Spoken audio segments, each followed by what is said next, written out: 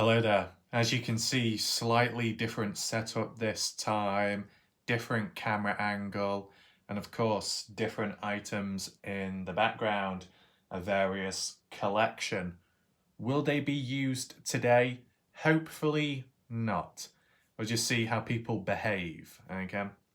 As I descend from above and try and sit down properly without missing the chair, because I think Miss T might have made that mistake in the past.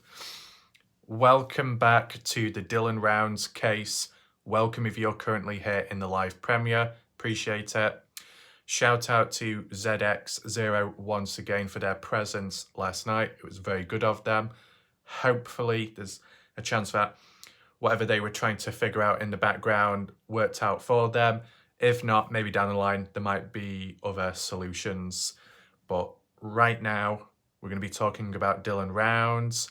Later on in this video, we can do a bit of a map, time, visual look, which does link on to what we're going to be talking about first today.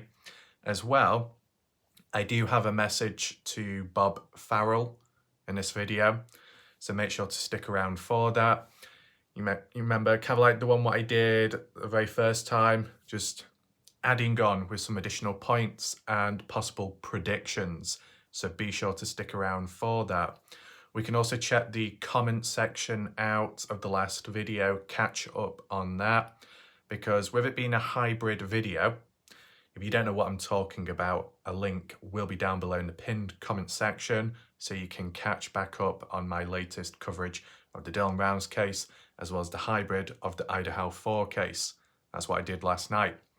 And as we did go along, it was evident that a fair few people that were present watching, who originate from the Dylan Rounds case, people I've come across, have also extensively looked into the Idaho 4 case. So instead of me doing all this, there was a chance where basically everyone else could do that towards me in a positive way. There was quite a few people last night that had a decent idea of what's going on in that Idaho 4 case. So maybe it's easier to learn that way around. Kind of like how when covering the Kenny Veach M Cave mystery case, when people have, come in there asking questions, I'm able to answer most of the questions or so, like vice versa this time round, which is all good. So we're getting different perspectives and angles. Well, that's all good, that. So we can look at the comments of the last video to see the additional key points and interesting information shared. So it might well clear up some of my questions from yesterday's video. So we can do that first. It'll allow people to join on in to catch up, and maybe it will answer some of your questions regarding last night too. No harm in checking. Is there anything else we need to do besides that? Well, just a little bit more on the second part of this video, okay, after the comments. Just got some previous notes to read off to you, which were passed on, shared from like Montello locals or so, of what went down with Dylan Rounds just before he went missing. See if we can fill in any blank spots, reinforce any previous points, right? We have kind of done that in the past, just got a bit more notes to get through today. So you could call it kind of like looking back, right? Is it about completely rewriting, changing everything in the story? No, don't want it to be disruptive like that.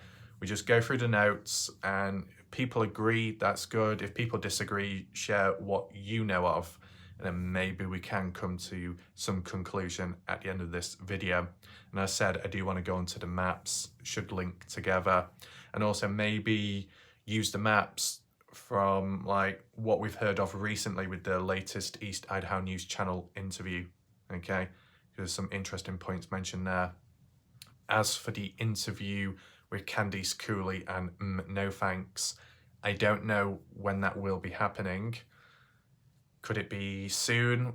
I just don't know, because there was no actual date given. And I think, well, some people were saying that No Thanks channel has received a third strike, so it's like game over. If that really was the case, receiving a third strike, then that would lead to the account being terminated, but it's still up there. So at best, maybe 2 strikes. I heard some people last night saying that Doug was going on a rampage, going after anyone and everyone in the Dylan Rounds case who may have covered it on YouTube or something. I don't personally know if that's true or if it's just a rumour. If there's anyone in the chat that has been on the receiving end of what's supposedly going on, feel free to share your thoughts. If you do need to counter it, also leave thoughts down below, like in the comment section, okay? I think some people have been talking about there's been a wave of drama recently, but as I said, I've not really looked too much into it. Something about Jim Terry wanting to slap me in some way. Maybe that might happen soon. Time will tell. Time will tell, okay? But as for everything else, it's fairly controlled and reasonable here, at least. As for Kathy Waters, I'm sure their profile picture changed, but it looks like a Victorian photo. Is that supposed to be of them? I don't know. But nevertheless, let's just continue the focus with Dylan Rounds. Let's look back at the comment section from the last video. It might be more incorporated with the Idaho 4 case, but no harm, hybrid. Let's get to the bottom of it and try and understand. I'll just adjust it to newest very quickly. We've got a couple of comments to get through. It shouldn't take too long. I don't think we need to analyse too much. But then again, when I say that, it does tend to be a little bit longer. But, you know, appreciate all the people who are patient throughout all these different videos. It's good of them. So that bottom one is just to do with ZX0. Hopefully it helps in some way. Tom Evans saying, now is a good time for us to look at law enforcement and how they handled the 2 cases. Compare how the public was informed and the accessibility to the press by law enforcement. Yeah, I get that, because with the Idaho 4 case and the Dylan Rounds one, sure, one's a missing person, murder case, the other one is just a straight out murder case. Though they both fall under true crime, right? Both involve authorities, police. Both have been handled differently. You get what I'm saying? And I think most of you will know what I mean. With the Dylan Rounds case, you know, for how long it's gone on for, how the evidence has been handled, missed opportunities with very important potential evidence and forensics going to waste. The Idaho 4 case, being able to successfully get a hold of the suspect, in quotation marks, and gather a range of intel evidence over time, and from the looks of it, more to come, and things being processed, looking at pending the lot.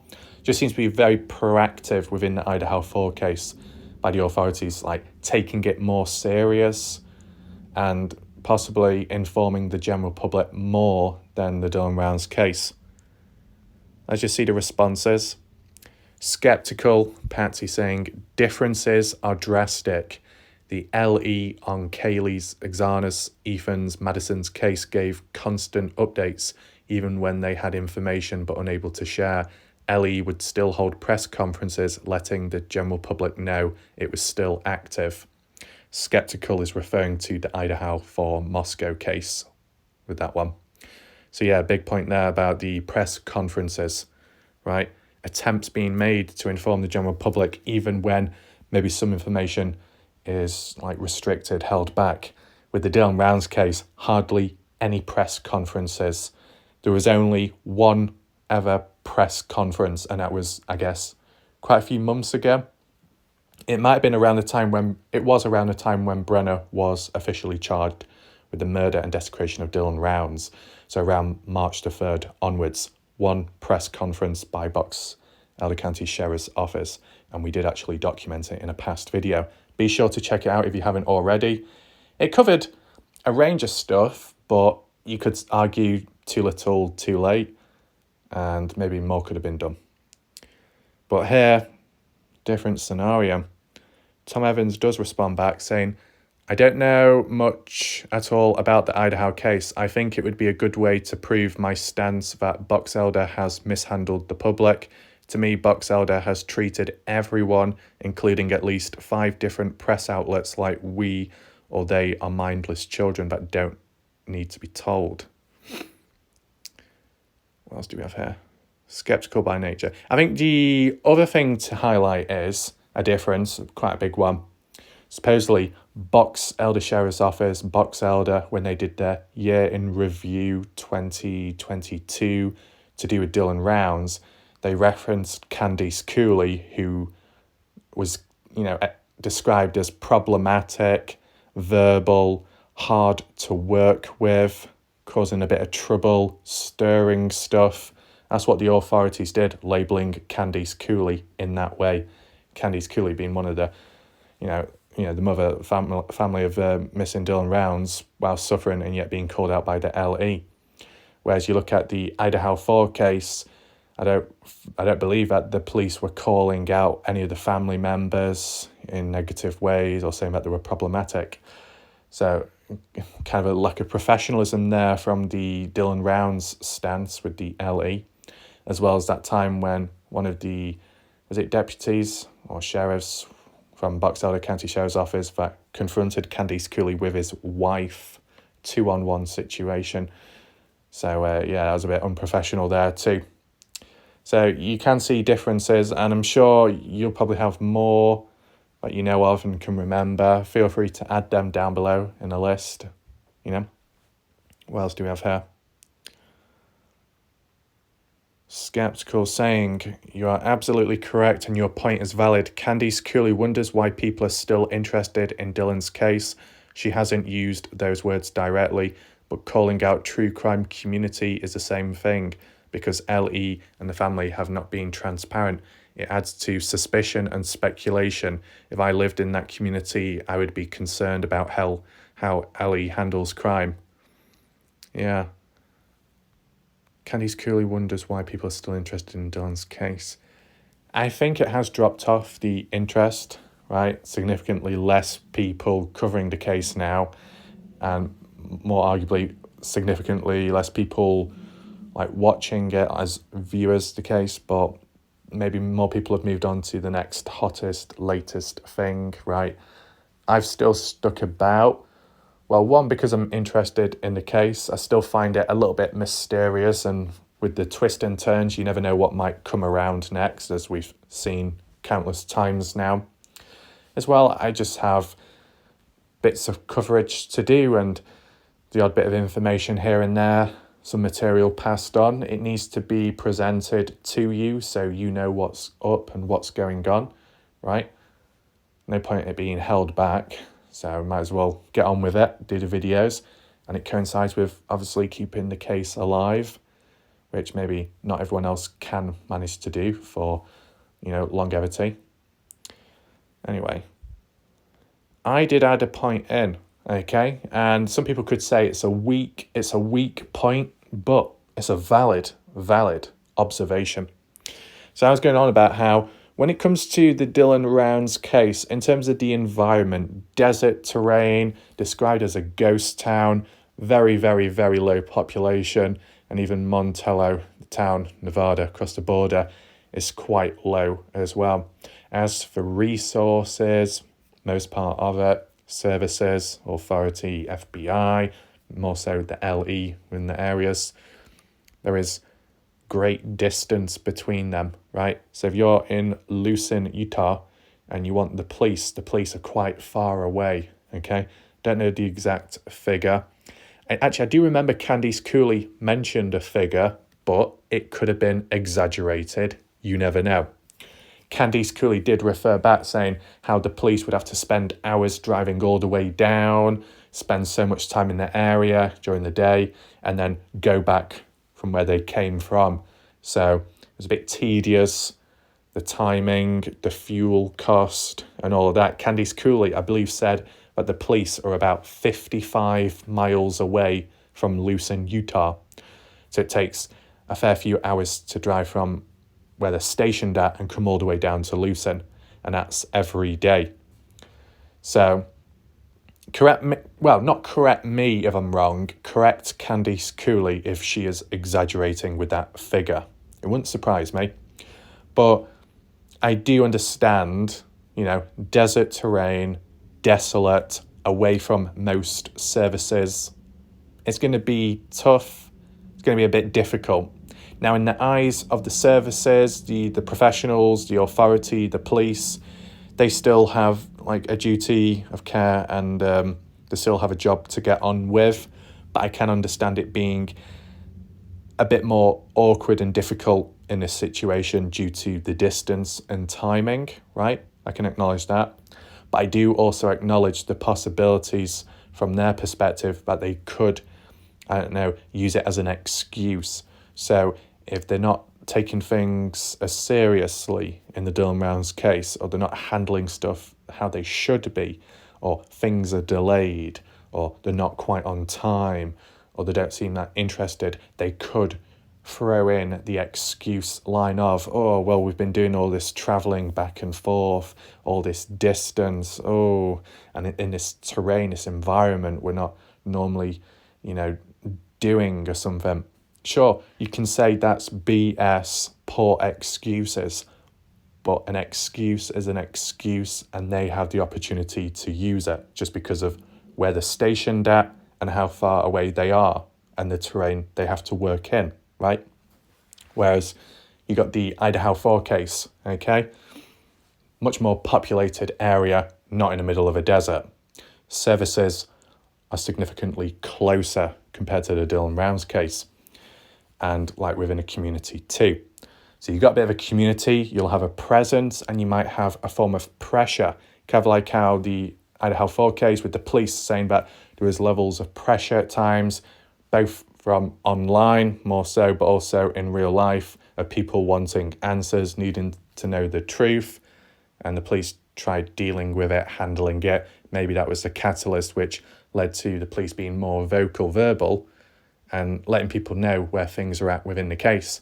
Whereas in the Dylan Rounds case, because there's not much of a presence around the area, that pressure isn't quite there. Maybe you could say it makes up for it online, like on the Find Dylan Rounds Facebook page, where they were doing these petitions and wanting people to call Box Elder and email them, like flood them, bombard them with all that stuff. Maybe it worked to an extent, but I believe that Box Elder did start blocking people or not responding back, so there is that. But you get what I'm saying. With the Idaho 4 case, services are closer, so the response rate will be quicker, and if there's a range of them nearby, they'll be able to assist one another, complement each other, and just be more effective as an overall team. I think that's what's been displayed in the Idaho 4 case.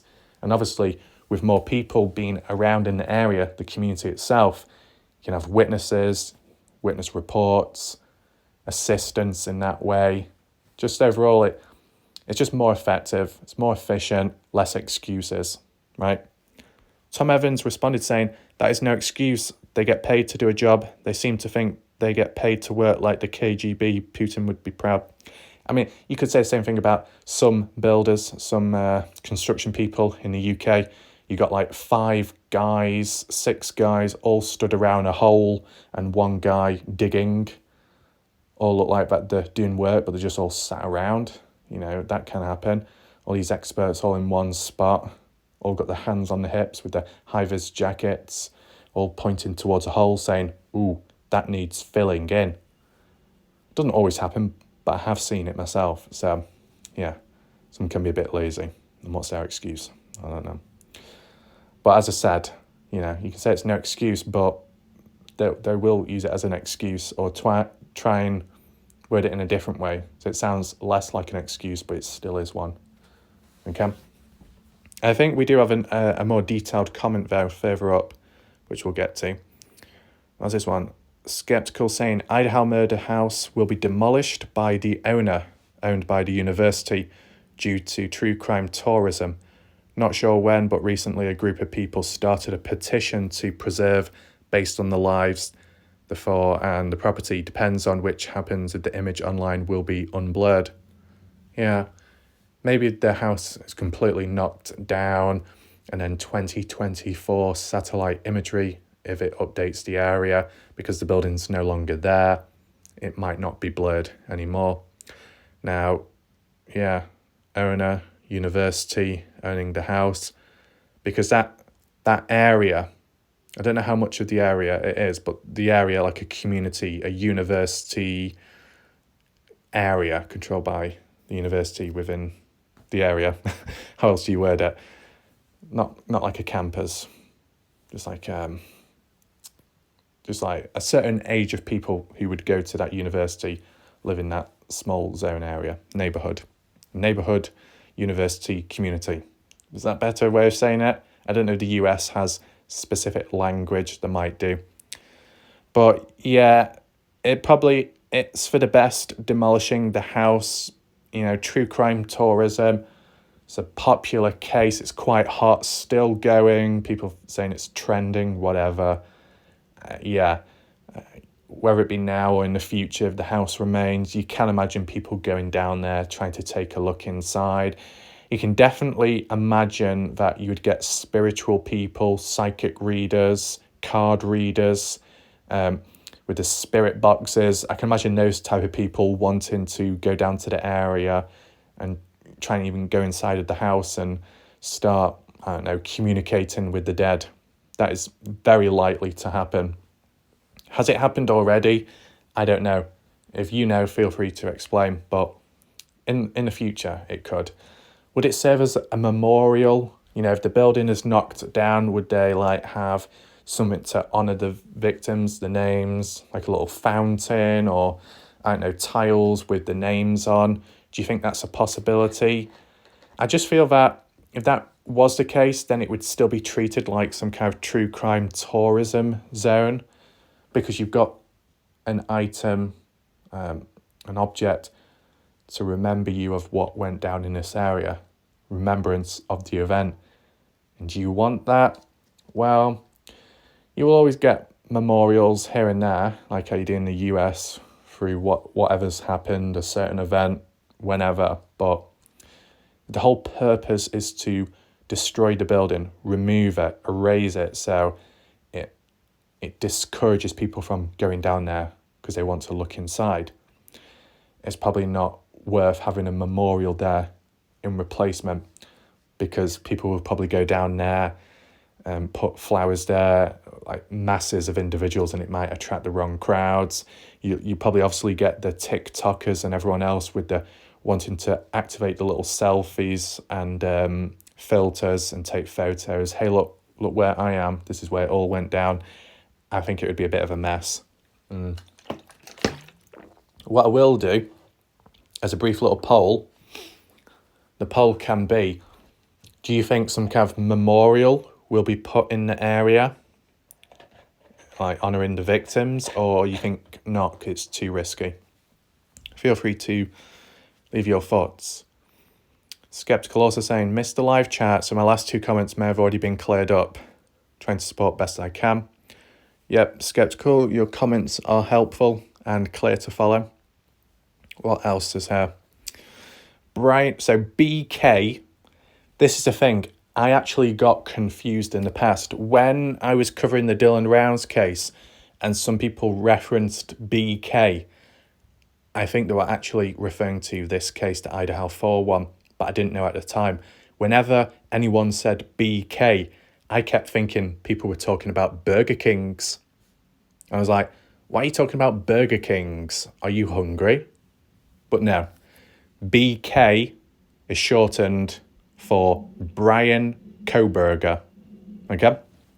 I mean, why is it with all these burgers? Dylan Rounds case, Ed Harshberger. Just a viewer on my channel called Robert Berger. Then you got Ellensburg. I think I said that wrong. That sounded like a Joy Perry then. Apologies about that. Yeah, Ellenberger. And now you got Brian Koberger. You see, it must be a burger outbreak. Just in terms of the names, that's all. I'm not comparing people to one another. Make sure you don't misunderstand that. But yeah, BK means Brian Koberger for the Idaho 4 case, in case you're wondering. So BK trial date is set for October 2nd. Fortunate for Kaylee's family, it's after the July 1st date of the firing squad implementation, unlike Dylan Round's case, and JB dates constantly changing. JB means Jim Brenner, okay, Dylan Round's case. Brian Kohberger trial will more than likely start on October 2nd. On that day, you may wish me a happy 56th birthday. So happy birthday to Skeptical by Nature in advance. In advance, happy birthday. And when they say October 2nd, that means 2023, okay, to do with the BK trial. Linda, what does Linda have to say? Law enforcement agencies from Pullman to Moscow, Idaho are the 7 miles apart. Pullman to Spokane is 74 miles for the FBI. All the police agencies work very close. In Dylan's case, they were 2 hours away to an hour away. That's the difference. Yeah? I do remember that figure. I think that was what was mentioned by Candice Cooley, about 2 hours away. And Linda said the same thing. So maybe Candice Cooley was kind of accurate there. Yeah, I mean, you know, you read it. It is what it is. It makes sense. It's pretty straight to the point. The distance is greater in the Dylan Rounds case. There with the Idaho 4-1. Closer together. Response time faster. Able to spend more time out in the key area, the crime scene, because it won't take as long to get back. Whereas with the Dylan Rounds case, the police, you know, spend so much time getting there, and then the rest of the time is spent surveying the area, investigating, and then they've got to be wary that they've got to spend that time getting back from wherever they came from. So it's a bit more restrictive there. My question is, did the police, did the LE in the Dylan Rounds case ever camp out there like how the family did in the trailers? Did the police ever do that? Anyone explain? It probably would have been more effective if they did. Yeah. Anyway. Arizona traveller saying he wasn't a squatter. Arizona is referring to Jim Brenner here. People need to look up the definition. He was not a squatter. This is the thing, okay? Quite a few people are saying he's not a squatter. And yet the authorities, the official court documents, police, Candice Cooley family are saying that he was squatting. And all I will say is, why is there a divide? Why is it not being cleared up by the family, by the actual media, by the police? Why do they keep saying squatting? Who have they been influenced by to believe that Brenner was squatting? Where did it all start from? I know Tom Evans probably would already say Candice Cooley by now. But my question is, are the police likely to be impacted by Candice Cooley's presence? Is the official court and official court documents likely to only listen to Candice Cooley about Brenner squatting? I don't know, surely they can think for themselves, these higher-ups. Some of these higher-ups which have criticised Candice Cooley. If some of these that have criticised Candice Cooley in the past have been argumentative, hard to work with, you think they'd be thinking the opposite way to what Candice Cooley says. And yet they too have kind of like been in consensus that Brenner was squatting. So like, what is going on there? It just seems a bit silly. I mean, it's not a major thing, right? Whether people get it right or wrong, but you just thought with it being so simple, it could be cleared up. But not this time. Weezer, sorry I missed 2 days in a row, but I've been going back and watching. So there you go, Weezer. Uh-oh, long comment. Oh, I think people are taking their turns, right? Started from Indiana, worked its way to the Shack Lady, then Christy B. Oh, Christy. And now Skeptical by Nature. Let's read it anyway. Sorry, Raf, much to say in this video. What stood out to me in the Fox 13 news story as inaccurate was Dylan moved to Lucin last year. Although he didn't live there full time, he moved to Lucin in 2019. Correct me if I'm wrong. No, that's correct. From at least what I can remember, Yeah, it was in 2019. So that article did get it wrong. Not good, is it? Fox 13 News, who I guess have interviewed Candice Cooley because they did use some, like, I don't know, Zoom call meeting of Candice Cooley talking, unless that was old and outdated too. Yeah, Fox 13 News, and it won't just be them, it'll be others out there too, other media outlets saying Dylan moved here recently, but now it's longer than you think, 2019. Yeah. So I can acknowledge that one, skeptical, true. It also says, relating to the law passed in the Idaho 4 case, firing squad, you asked if there may be any laws passed relating to the Dylan Rounds case. Parents should be held liable if they knowingly put their children under 18 in a position where they may be harmed. I suppose that maybe some kind of child neglect. There's also educational neglect. I've brought this up before and some have responded. He was an adult, he wasn't. Candice Cooley states in Heavy D's sketchy video, Dylan has been working this farm since he was 16 years old. He may have turned 17 in 2019, but that wasn't until September.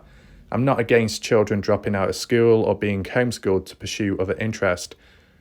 Child actors and now online influencers do it all the time.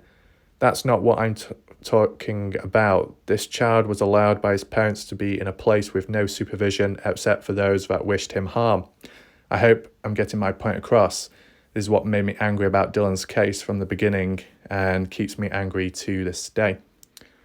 So everyone in the chat, feel free to share your thoughts. Do you agree in line with what Skeptical is talking about here? Okay. I mean, Skeptical does well when she types it. Very clear to follow and most part of it easy to understand.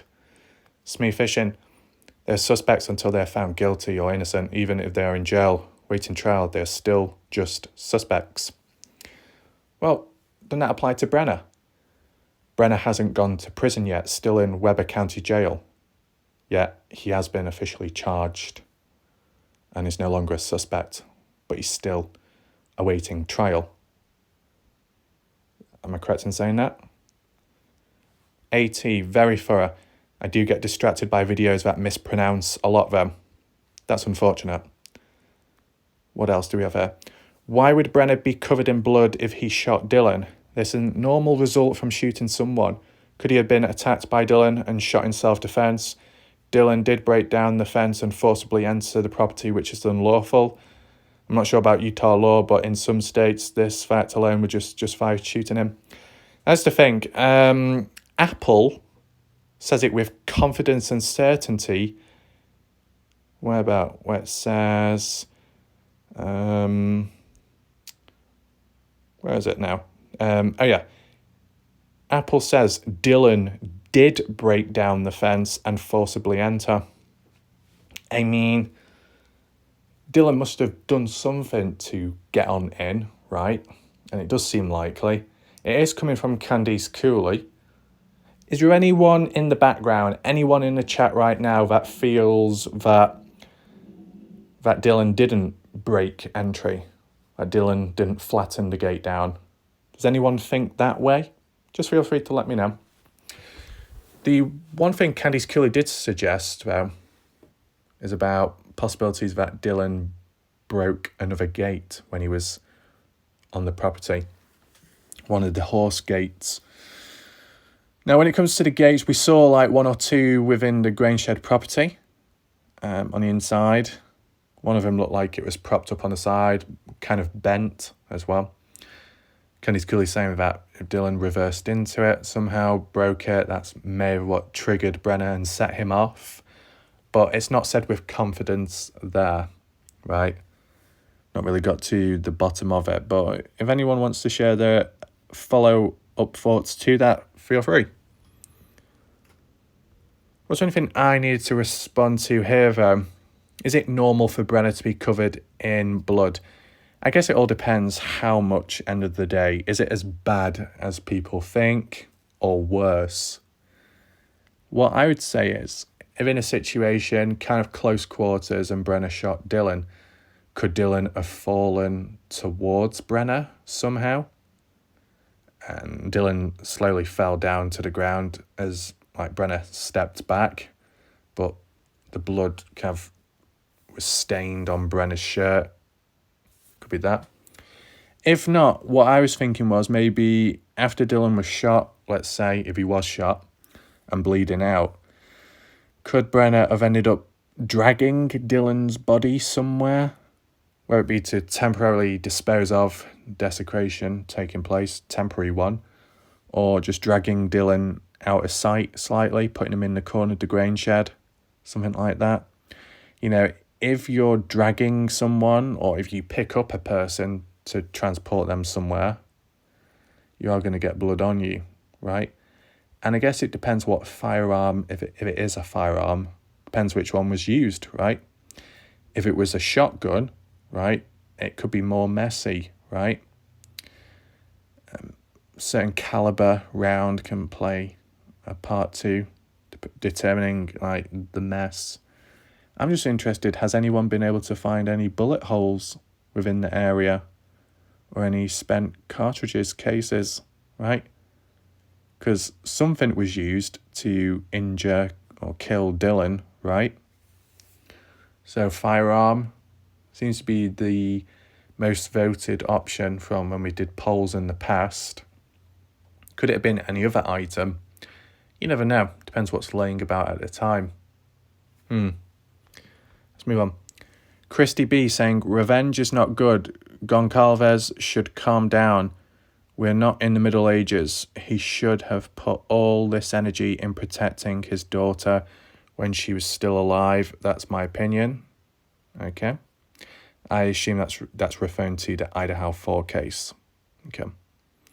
Jacqueline, I read somewhere the house is going to be pulled down. Yeah, that's what a few other people have said.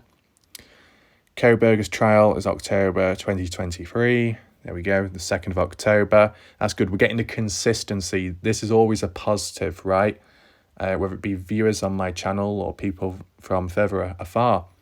They all come out with the same thing or similar wording, but they aren't talking to one another and they're thinking for themselves. That's what you call consistency and a higher level of accuracy. So that's what I mean. It's good to see that. Is that it, the comments? Okay, fair enough. It's now time to move on. Hopefully after reading through some of those comments, it might have answered some of your questions. But yeah, I could understand most of those comments and mainly about the building being pulled down in time, probably for the best to try and prevent masses of people going to that area down the line, because you've got to think about the neighbours, community around. They don't want to be harassed or questioned either. All photos taking place, too messy. And, you know, within the comments of the last video, saw some points made about Brenner, about Dylan Round's case. You know, there's still talk going on there, you know, whether it be on Facebook, whether it be on a different platform, maybe even Rumble, there could be talks going on there.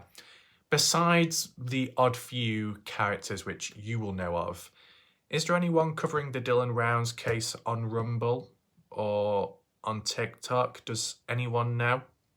Because it just seems like YouTube is really the main and only spot for it.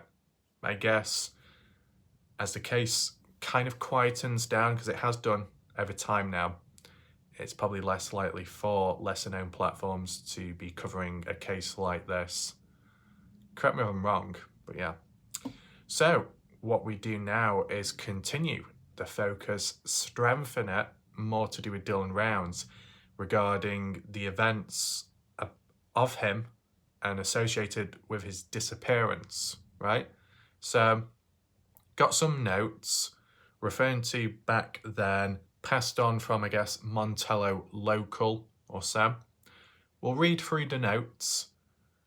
Let me know if it makes any sense to you, if you've heard of any of it before. And that's it. We're just like reading the notes, raw, on the spot, analyze if necessary, then try and apply it to the maps on Google Earth. Okay?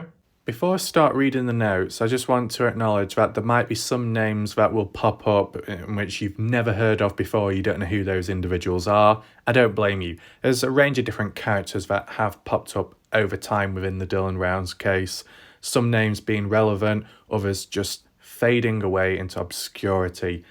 There'll be a couple of names here I won't know of or can't remember, but I'm sure people, the ones that do know, can just provide a little summary, little explanation in the chat or comment section, kind of like how I've done when it comes to abbreviated names. Okay. So, passed on from one of the Montello locals, this individual saying, Corey said John Sheldon helped Dylan with a lot of advice. Both her and John had a great dislike for Ed Harshberger. They did not trust him. Corey said that John was worried about Dylan Round's health. Dylan Rounds had been sick for several weeks. On Friday the 27th, Dylan called John. He was headed back to the farm. It was late afternoon. He had been to Burley to get tractor supplies. Okay, interesting. So I'm not quite sure who Corey is. I think it might have been explained by an individual recently, but, I guess I forgot. So apologies about that. John Sheldon, I've heard his name mentioned a couple of times now. Don't know where it first originated from, maybe Salty Pancake's channel. I know some of you will know who John Sheldon is. Just a quick guess. Is John Sheldon one of the owners of parcel of land in the area in the past? Or am I wrong for saying that? Something to do with lucin? Yeah, just correct me if I'm wrong. I just think John Sheldon might be one of the parcel land owners, but correct me if I'm wrong. If that's the case, though, where did John Sheldon live? Did John live in Lucin or Montello or elsewhere? Feel free to answer. So, what's worded here? John helped Dylan with a lot of advice. Now, I did hear that point mentioned in the past about supposedly Dylan Rounds, as some were calling out him for his reckless farming, that Dylan sought advice from locals, people around, asking a lot. I mean, if that's what Dylan did, ask a lot of questions, seek quite a bit of advice, yeah, it could highlight that Dylan is inexperienced with farming at the time, but, it's kind of obvious. Dylan's young, he's learning, he's developing experience with time, and in a way it's a good thing asking a lot of questions. And if it was true, it's good Dylan asking for a lot of advice. It shows a level of respect, listening to those more experienced who could be older. What that would do is balance out the power age dynamics, considering what we've only really heard of is Dylan having this and that, and Brenner, who's much older, having less and being jealous for what Dylan has and done, right? So with a bit of backstory that Dylan supposedly sought for advice when it comes to farming, does it show a level of naivety or like a level of inexperience? More so inexperience, but it's a way of learning, right? It shows Dylan, well, if it is true, it shows that Dylan is willing to listen and learn, which are positive traits, okay? Anything else here, then? A bit about Corey and John having a dislike for Ed Harshberger. Why is that? Now, I can't remember who it was now that said it. It wasn't Kurt Wadsworth. It might have been Ty Corbin once in the past. Definitely someone, not Kurt Wadsworth. I think it might have been Ty Corbin comparing Ed Harshberger, saying he's kind of like Kurt Wadsworth, but worse. Correct me if I'm wrong. When it comes to Ed Harshberger, his name's been mentioned very lightly in the Dylan Rounds case. Not really seen that many articles, if none at all, about Ed Harshberger specifically. No polygraph test done. Not really any news coverage. Nothing to do with court documents of Ed Harshberger. It's been pretty quiet there, right? Is there a reason for it? You could say the same about Don Haley to an extent, though Don Haley has been talked about more in the news articles and court documents for sure. But has he been followed up since? No, it has gone quiet. And one, kind of like little link you could point out is that with Don's departure from Lucin, Ed Harshberger moved away as well, wherever he went. Is there a pattern there? Maybe. The timing after Dylan's disappearance and death kind of makes you think. And the fact that supposedly Ed's trailer, or one of the trailers at the Grangeshed property, was left there. Why leave it there? Is there a reason for that? Now, maybe it's no longer working, or it was intended for Brenner to use for a short amount of time. I think that was mentioned as well. So this dislike for Ed Harshberger, does it mean that the more locals, people in the area that dislike a certain character like Ed, that makes him more likely and more suspicious to be the one responsible or tied in the case of Dylan's disappearance? I don't know. I mean, look at, who should we say, Chase Venstra. Chase Venstra being disliked by a few different like Montello locals. Don't know how many exactly, but not really seen too many that approve of Chase Venstra, I guess you could say. And we're taking that in mind. What was the outcome of Chase Venstra? Was he arrested, tied with Dylan's disappearance? No. But there are some that believe that Chase was involved in some way. So could the same happen to Ed Harshberger? If Ed Harshberger is disliked by certain locals, are people going to assume that Ed's responsible? When you look at Brenner, is Brenner disliked by the majority? I think so. And I wouldn't be surprised, considering the trouble Brenner has caused within the area of Montello back in the past. Brenner causing trouble wherever he goes, to be honest. And eventually Brenner, I don't know if it's like that in the past, but at some point in Montello, being on the outer skirts, the trailer by himself, and then Lucin even quieter, being away from people, probably for the best, right? So let me know your thoughts. Do you feel that the characters in the case, the more hated they are, the more likely they're going to be accused, or the more likely they are part of the case and the outcome of Dylan Rounds? We probably can actually set that as a poll right now. I'll just try and figure out how to word it in terms of the options to vote from. And feel free to vote. I want to know your thoughts on that. Now, the bit about Dylan Round's health, kind of interesting. Does it lead to Dylan's death, Dylan's murder, Dylan's health? Not really. I mean, you could say, maybe some people would put a spin on it and say, yeah, Dylan died, but it might have been due to his health deteriorating. Some could say that, yeah, Brenner did something to Dylan, but because Dylan was already in bad health, bad shape, it had a worse effect than expected. But you got to realise that there was a level of blood loss, so likely it was more than a health-related issue if you're going to go down that route. The only other thing that people have referred to, kind of like Indiana and maybe the Shack Lady, I can't remember, to be honest, when we're looking at previous photos of Dylan Rounds, one of them where he was in Rigby, Idaho, as Dylan was inside of a house at the kitchen washing his hands or washing a plate, and some said from the side profile of Dylan, he looks a bit ill, pale in the face. Even Jay Silverheels, who is a character from the the Canny Beach M Cave community case, came on over to Dylan Rounds and said he looked ill. Something was wrong with him. Now, Candice Cooley has never referred to that or agreed that Dylan was ever ill. But what do you guys think? Do any of you believe that Dylan Rounds was ill around the time as it's worded here? Let me know your thoughts. But it's saying that John Sheldon worried about Dylan's sickness. Now, what type of sickness was it? Really serious? Mild? Are we talking, it sounds silly this, we're talking about 2022, right? So could it be that virus ongoing from 2020? Is that a possibility? Let me know your thoughts.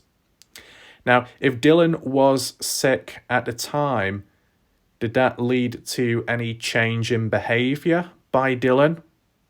If it led to a behavioural change, personality-wise, mood-wise, it could have led, a very small possibility, to Dylan's death. Not that Dylan deserved it, I'm not saying that, but if Dylan's mood or attitude was slightly off, influenced by this sickness, this illness, then whoever he was around at the time might have responded badly to it, like Brenner. As we know, Brenner doesn't like being spoken to in certain ways, and it can trigger him. So does it apply here? Yeah. And as well, if it really is true that Dylan was ill, small scale, big scale, serious or not, did it have any negative impact when Dylan was doing that custom farm work around that time? Anyone know? Did it lead to Dylan departing from the custom farm work earlier than expected? Don't want to go too deep with that, to be honest, because what I remember and what has been said in the past, which didn't really change much, was Dylan received the check of, was it $32,000 or something from the custom farm work. Obviously did a good job to receive that money, and then it was checked in. Yeah. And then that coincided with then Dylan coming back to then focus on his own farm in that short space of time. I'm going to stick with that for now. But there's no harm in reading this, looking at this. When looking at these notes, not saying 100% true, but it's like possible events which may have gone on. That's why the title of this video is a certain way, so people don't get too lost or confused, okay? Because when you do look back at stuff, it's a critical time to try and not go backwards in progression within the case or in any case, right? As long as you word it a certain way, you're okay. Right, what's the next point looking at? Friday 27th, Dylan called John. Right, 27th. Have we heard any phone records, call logs regarding that by Candice Cooley? No. Is it because it didn't happen? I don't know. Is it because Candice Cooley didn't think it was that relevant? Makes you think. And what was that conversation then? What, telling him that he was heading back to his own farm? Probably. It was the late afternoon. We were talking about the 27th, Friday, May 2022. Dylan would have been in Montello, Nevada. So what, Dylan made that call to John in Montello, Nevada? Afternoon, heading back to his own farm, Dylan's farm in Lucin, Utah. Cav checks out, to be honest. It has been confirmed in the past. Anything else? It was late afternoon. He had been to Burley to get tractor supplies. Right. Burley, tractor supplies. Now, we've heard of it mentioned in the past. One of my past videos, Burley, Idaho. It was Cal Ranch Superstore, where Dylan supposedly bought new clothes from that place in Burley, Idaho. And what date was that?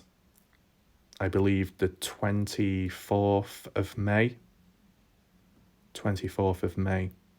And then there was another date dating back to the 18th. Was it the 16th or the 19th of May? Dylan supposedly went to Burley, Idaho to get some seeds. Yeah. So Dylan kind of busy in that short span of time going back and forth to these areas. Don't worry, we will go on the map, as I said, to pinpoint these possible locations, right? And then here's the other note. She said, I think this is from the Montello local, her truck that Walt saw was blue. Quick reference point to what this is talking about. This is referring to the supposed event on the 28th of May around 3 p.m. where Walt and Michelle, I guess a couple, I assume, were leaving the sun tunnels in Lucin, Utah, and then ended up passing by a truck which was departing from the grain shed property after 3 p.m. And they couldn't see who was driving it or who was behind the wheel. Just wasn't possible. And didn't know what was in the truck, what it may have been carrying. Just found it suspicious. The fact that it did happen on the day Dylan went missing and murdered, it does make you question, right? It's a little bit dodgy. If that's the day Dylan was taken out, anyone in the area, did they see anything, such as that truck driver? It's unknown of. But let's just read this anyway. There's any additional notes. So, the truck that Walt saw was blue, the colour blue. She said that they left messengers with Box Elder several times and got no return phone calls. She herself talked to Jeff Ross about what Walt saw. She said when Dylan left them around 10 a.m. Friday morning, Dylan was headed to Dan's with some parts. They did not see him again. She has no idea what he did the rest of the day. The part about Robert hurrying back to town on Friday around 3 still interests me. The timing is perfect. She also said Brenner drove his truck to Don's for the barbecue. Right, okay. So we've got a few little details regarding that truck departing from the grain shed property. The colour blue. Anyone in the chat know of any blue trucks within Lucin or any key characters in this case that own a blue truck or did at the time? Let me know your thoughts. As you can see, it did say that they were proactive, the witnesses, that they tried leaving messages with Box Elder several times, got ignored, phone calls, didn't get anywhere, even talking to Jeff Ross, who I guess is one of the deputies or sheriffs within Box Elder County Sheriff's Office, but just zero interest. Potential opportunity, witness report, witness statement, potential lead to follow on up, to try and track the truck down, interview the person behind the wheel. Did they see anything? Maybe get a new lead from there, even check what was in the truck at the time, because you never know, it could have been transporting Dylan's body. You never know. It's a lot of possibilities which never really happened. Anything else? The bit where it says, she said when Dylan left them around 10 a.m. Friday morning. Okay, so this is the 27th of May that's been referred to. Dylan was heading to Dan's with some parts. Some of you might wonder, who is Dan? Dan Iverson. Dan Iverson being the one in which Dylan Rounds worked for during that spell of custom farming, the last known custom farming Dylan did before going missing and being murdered. Okay? Dylan Rounds working for Dan Iverson. How long for? 6 weeks? Or maybe longer? I'm receiving that check of $32,000. That's who Dan Iverson is. Okay? So we're saying that Friday, 27th, in the morning time, 10 a.m., Dylan going to Dan Iverson's with some parts. Is that because Dylan was still doing custom farming for Dan on a Friday? Or was it just tying up some loose ends after the previous job was completed? Maybe. They did not see him again. She has no idea what he did the rest of the day. I think you mean Dylan, right? No idea what Dylan did the rest of the day. Well, from how it's been worded all this time, Dylan on the Friday was in Montello, just like how he was the day before. That's how it's been worded all this time, right? So yeah, in the morning time, Dylan went off to do some other jobs and tasks, but spent some time in Montello during the day or later, and eventually returned back to his own farm to start getting on with that late night seeding. Yeah, they did not see him again. The part about Robert. So this here, Robert Aviles, okay, hurrying back to town on Friday around 3 p.m. Is that correct? And when you say town on Friday, you mean Montello, Nevada, right? And you find it interesting. Yeah, why was he hurrying back if that really was the case? Because he had news to tell? He had to meet a deadline? I don't know.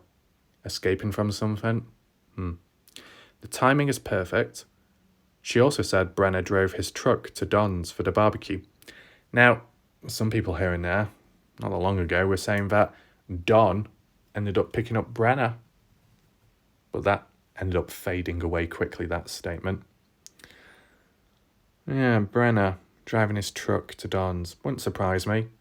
I'd assume that Brenner driving up to the pond area and then getting out, going up to the pond, dumping the phone in there, disposing of it, Dylan's, getting back into the truck, driving on to Don's place for the barbecue. And then after that, what happened? Any conversations? Any confessions? Yeah, kind of unknown of, open for interpretation. I believe that's the end of that, yes. So we can just go onto the maps now and just kind of like visualize it in a sense with some of these specific events. Right, so in terms of key locations we can look at on here, it really boils down to Burley, Idaho, a place where Dylan, I guess, regularly visited when it came to farming supplies and items.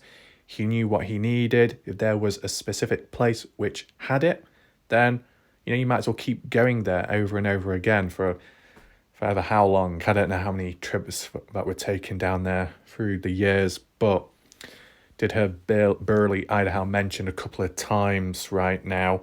Mentioned today, mentioned some months ago. First time I heard of Dylan going to Burley, Idaho, as said, was the 24th of May. And that was to buy some new clothing, possibly from the money he earned with the custom farm work for Dan Iverson at the time. Like how we were linking one onto another. The shoebox, new shoes, possibly, boots, linking on with the old ones, possibly, if they were, chucked near the dirt mound. Just the different little possibilities. That's all theories and ideas at this moment in time. And now today, hearing about the 27th of May, which was a Friday, at some time in the day, going to Burley, Idaho to buy, tractor parts, spare parts. Now, does that tie in with anything that was also mentioned with early in the morning, around 10 a.m., same day, where Dylan went to Dan's place to bring some spare parts to him? You get what I'm saying? Is the order that sometime during the day, maybe quite early on, Dylan went to Burley, Idaho on the 27th of May 2022 to get tractor parts, came back, went down to Dan Iverson's to replace, fix something, hand him over the items, and then later on went to Montello. A possibility. And of course we've got the trucks situation, the 28th, and we can just have a brief look back over that. In terms of Burley, Idaho, you can see it's just up here. I can't remember the mileage. I think it's about 100 to 200 miles, could be more, but still doable. I don't like it when it kicks me off like that. Up there. Take in mind it's not accurate because you've got quite a bit of distance to cover.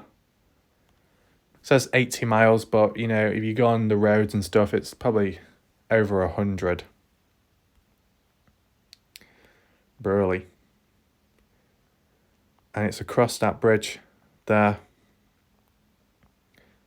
where you've, not that one. Does it come up named? Doesn't look like it. Cal Ranch Store. Can we drop the guy down? This is the place Dylan supposedly went to on the 24th of May. That one, Cal Ranch Store. plumbing, lawn garden, ranch supplies, sporting. Yeah, hardware, tools, automotive, electrical, clothing. Now, my question is, if on the 27th Dylan went down to Burley, Idaho once again to get some additional supplies, tractor parts, did he go to Cal Ranch store? Can anyone confirm that? Or did he visit an alternative place within the area? What we could just do quickly is type in, not Burger King, Burley. Do I have to type the whole thing in? I might as well. USA, tractor, maybe. Tractor dealer, no. Tractor parts. No, I don't know if it will, I don't know if it's too specific that. Just type in tractor. Stotts Equipment, tractor dealer, farm equipment supplier, Heartland AG Systems. Intermountain, New Holland. That's but that's further away. So really, we've got Stotts Equipment and Heartland AG Systems to do with farming equipment. Yeah, tractor dealer. Just a very quick look. I think we did actually pass this when we were on street level last time. You see like a different collection of them. Now, do you know these smaller ones? Are they, is that, I know that might, no, not that one. Yeah, do you know that one there? Is that for children or is that for adults? I don't know if it's like a little joke one or something, because I know you got the full-size tractors, but is that for an adult to ride on? Would you see Watcher of Crazy driving that? I don't know. To be honest, Watcher of Crazy, I think you're safer off driving one of these. At least if it does reverse backwards, it's not going to cause as much damage to the shed. As for these, you got some mowers. Okay, Watcher Crazy doesn't need to worry though, because her mower is all under control. Her mower cutting down the bushes. Right, there we go. No harm looking inside, right? Get an idea of what's in there. Possible equipment on display. So down here you've got lubricants. So I guess with the equipment using, if it does get dry and stiff, use the lubricants, lube it up, and then it performs. We've got linkage.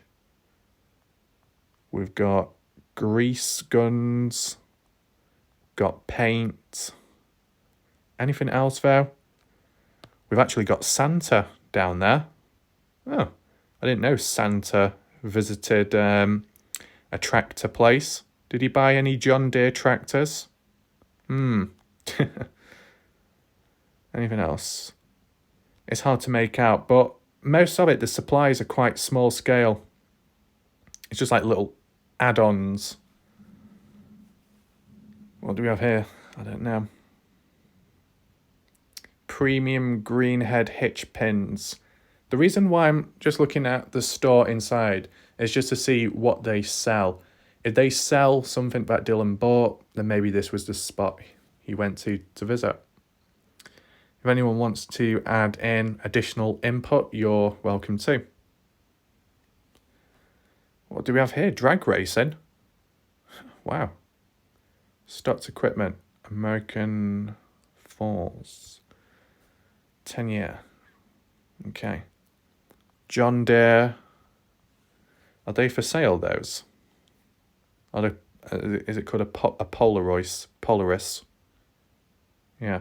See a few of them in Montello. Is that it of the photos? Kind of lacking. We'll just check the other place out as well. Was it Heartland Farm Equipment? This seems a bit more heavy duty.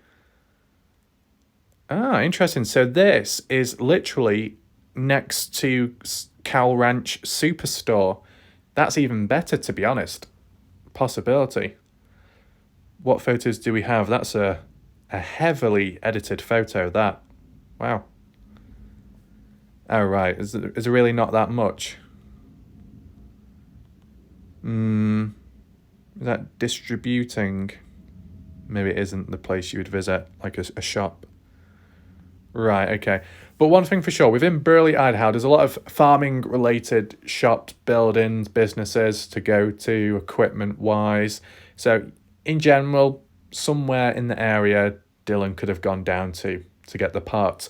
Now, the key question you may ask, what do these events have anything to do with Dylan's disappearance? Well, it's just simply filling in the gaps, the spots, the days before Dylan went missing, right? Maybe by knowing where Dylan was at a certain point in time, you could monitor his behavior. If there were witnesses in a particular area, like Burley, Idaho, could they recall how Dylan appeared, his clothing? Did he look ill? Was he happy? Did he seem concerned? Those questions, right?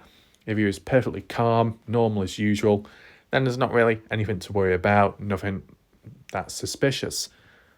But it only gets cleared up if you do look into it in the first place. So let's just close that down for now. So Burley, Idaho, you see a couple of these places, not quite Burley, on the outer part. Intermountain, New Holland, Spudnik. What's this one? Tractors. Maybe we can look at that in the future. Don't want to get too deep with them. Don't think we need to. But let's refer back now to the day later, I guess. Back to do with the truck, a blue truck, which was seen leaving 3 p.m. Earlier on in the day, 7:27 a.m. was Dylan Rounds, was when he was murdered before that timestamp, because 7:27 was the video recording from Dylan's phone. Brenner inside of his trailer, cleaning a gun covered in blood which belonged to Dylan. So from 7:27 onwards up to 3 p.m, when the truck driver, or how many people were in that truck, came down to the area later on in the day, did they see anything? Did they meet Brenner? Did Brenner call this truck down? Because what we've also need to acknowledge from what was said previous, when was that? 2:51. I think it was it worded as 1:30 p.m. 1:30 p.m. when Brenner left to go to Don's. And it was something like 2:51 p.m. Dylan's final phone ping. As said, sometimes it does get a bit difficult to remember all these timestamps. Okay. But basically, best way to put it, 3 p.m. Brenner would have already left the area by then. Would have already left this area because he was going down to Don's place.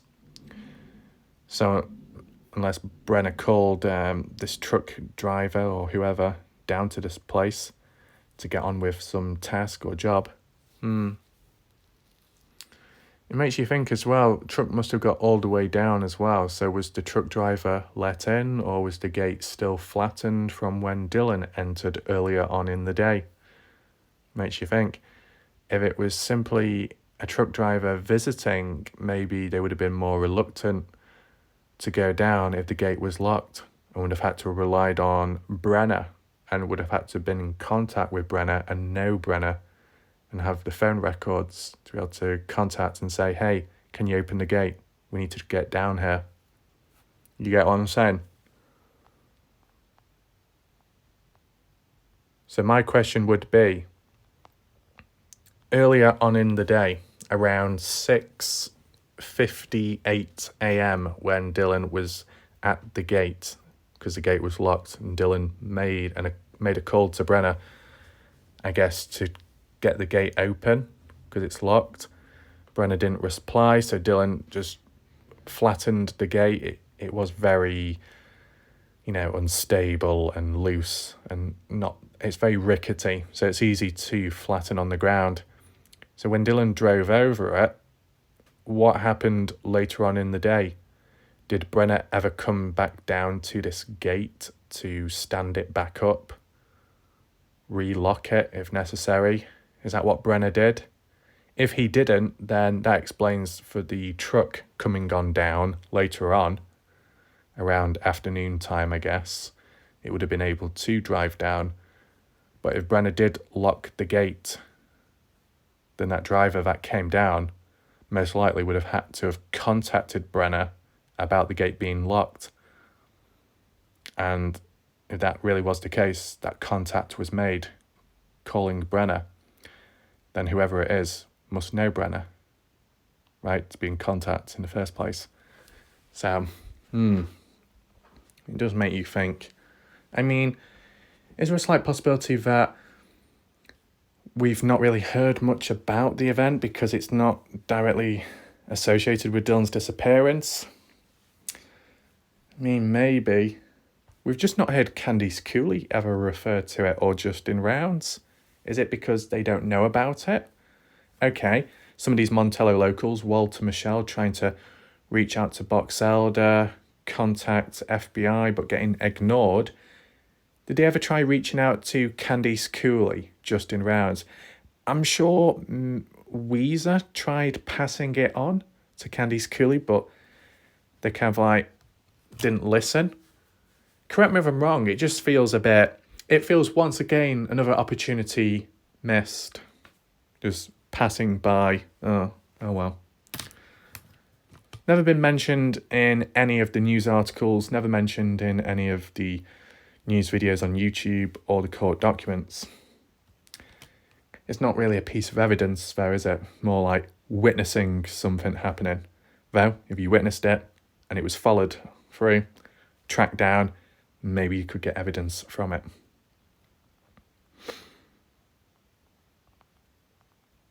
It just depends what really happened, you know.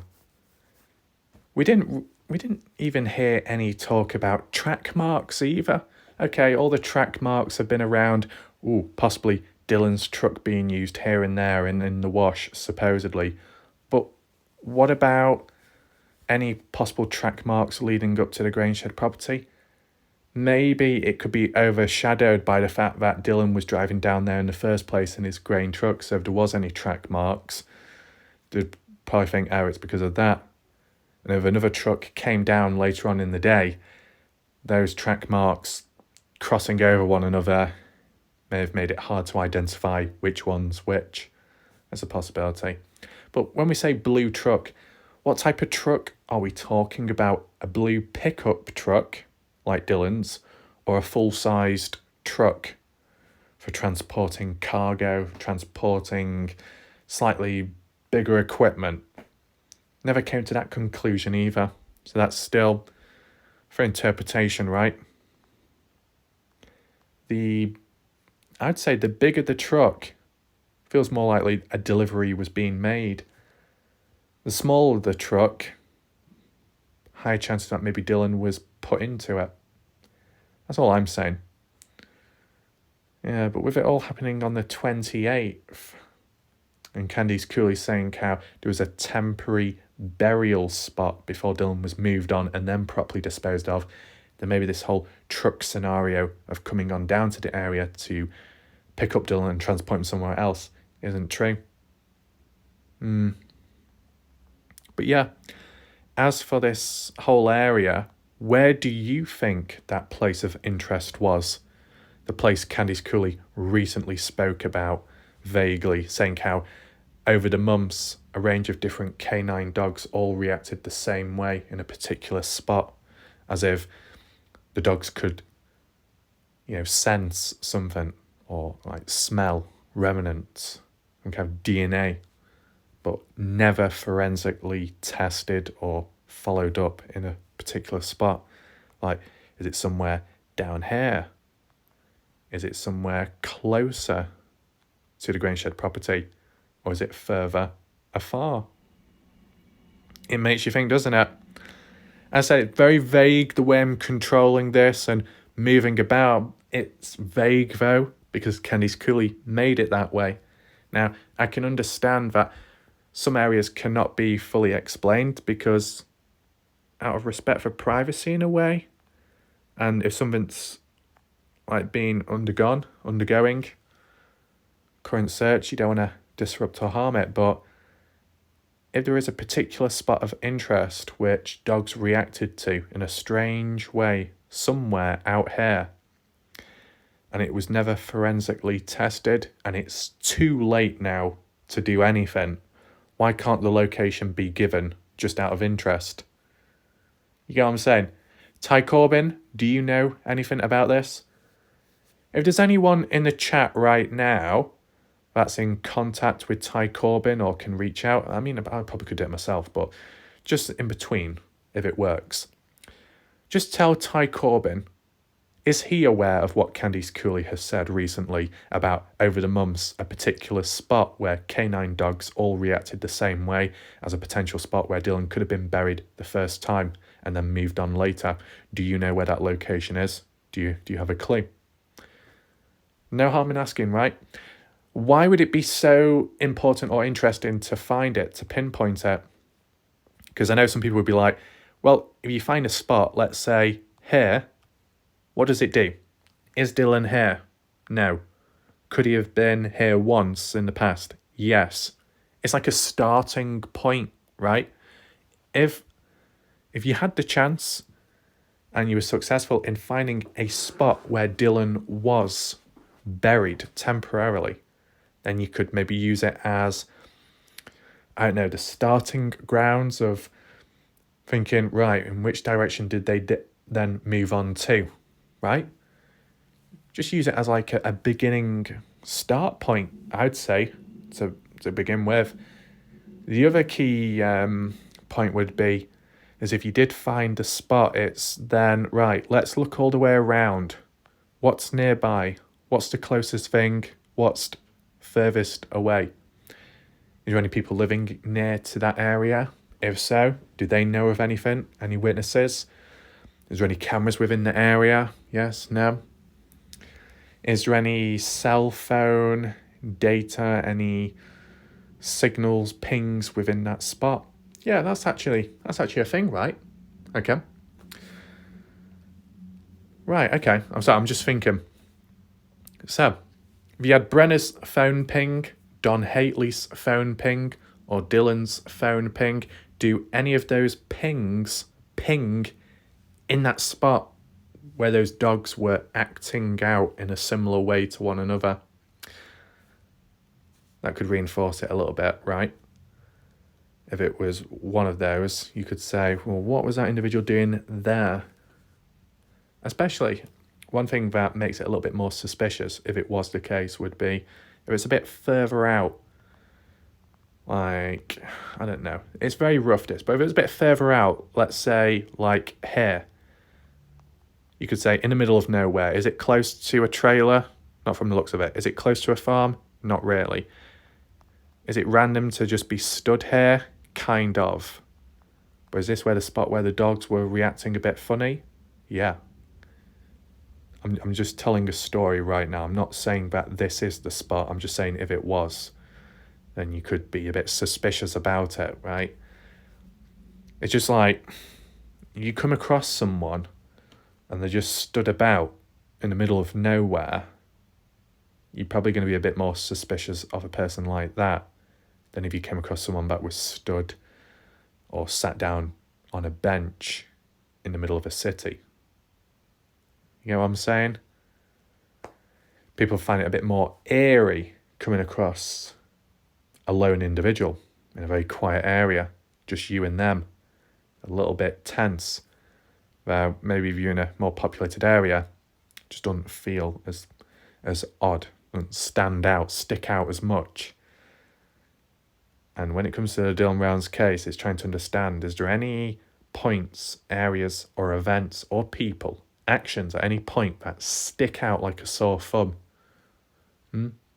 As for Dylan Brown's, he doesn't seem to stick out. He seems to be well hidden, concealed, because I've not been able to find him yet. But is there any actions, any moments, any phone pings just in general that stand out? And speaking of anomalies, is there any anomalies within the Dylan Brown's case that has been recorded, noted, which just doesn't make sense whatsoever? Or it be an event, a person's name, an unknown individual, a key specific phone ping. Is there any anomalies within the Dylan Brown's case? Let me know in the chat. Besides all those words, hopefully with the maps visually you were able to understand where I was coming from and I guess trying to interpret those notes, what we looked at today. Just wanting to group it all together before it is forgotten about, okay? I know we can always look back, but it might be time gated, time limited. You never know. Within this case, some material ends up fading, disappearing, being deleted. So you've got to be on guard. You've got to be on alert. You know, there could be something important out there. There could be an opportunity, a moment to get a better understanding of the case. It might reveal something shocking. But if you don't act quick enough, you may never see it. And then it's kind of like what's happened within this case of missed opportunities. So it's about trying to avoid that messiness, I guess. So that aside, just a brief talk around Bob Farrell, okay? So does anyone have any updates with Bob Farrell? I personally don't know what's going on, as I said. Supposedly, I don't know if it is true. Someone said that it was Jim Terry passing it around, saying that that Bob Farrell's had a stroke. Is that true? I don't know. Not really seen or heard anything or any updates confirming or debunking it, okay? Is this video about that type of stuff? Not really. It was more about observations, okay? Things I picked up on over time and just, I guess, asking Bob if he's aware of it. Does he agree or disagree? I'm going to still do that, but I just wanted to open up the conversation with what's currently going on now. Supposedly Jim Terry spreading the message that Bob has had a stroke. Would it surprise me if it's a load of BS? It wouldn't surprise me. I mean, one pattern I have noticed is the whole health-related issues when it comes to all these different people within the community. And Jim Terry comments on this individual with that health issue, that individual with that health issue. Some do actually have health issues, others don't. It's just like throwing about like, I guess, an insult casually.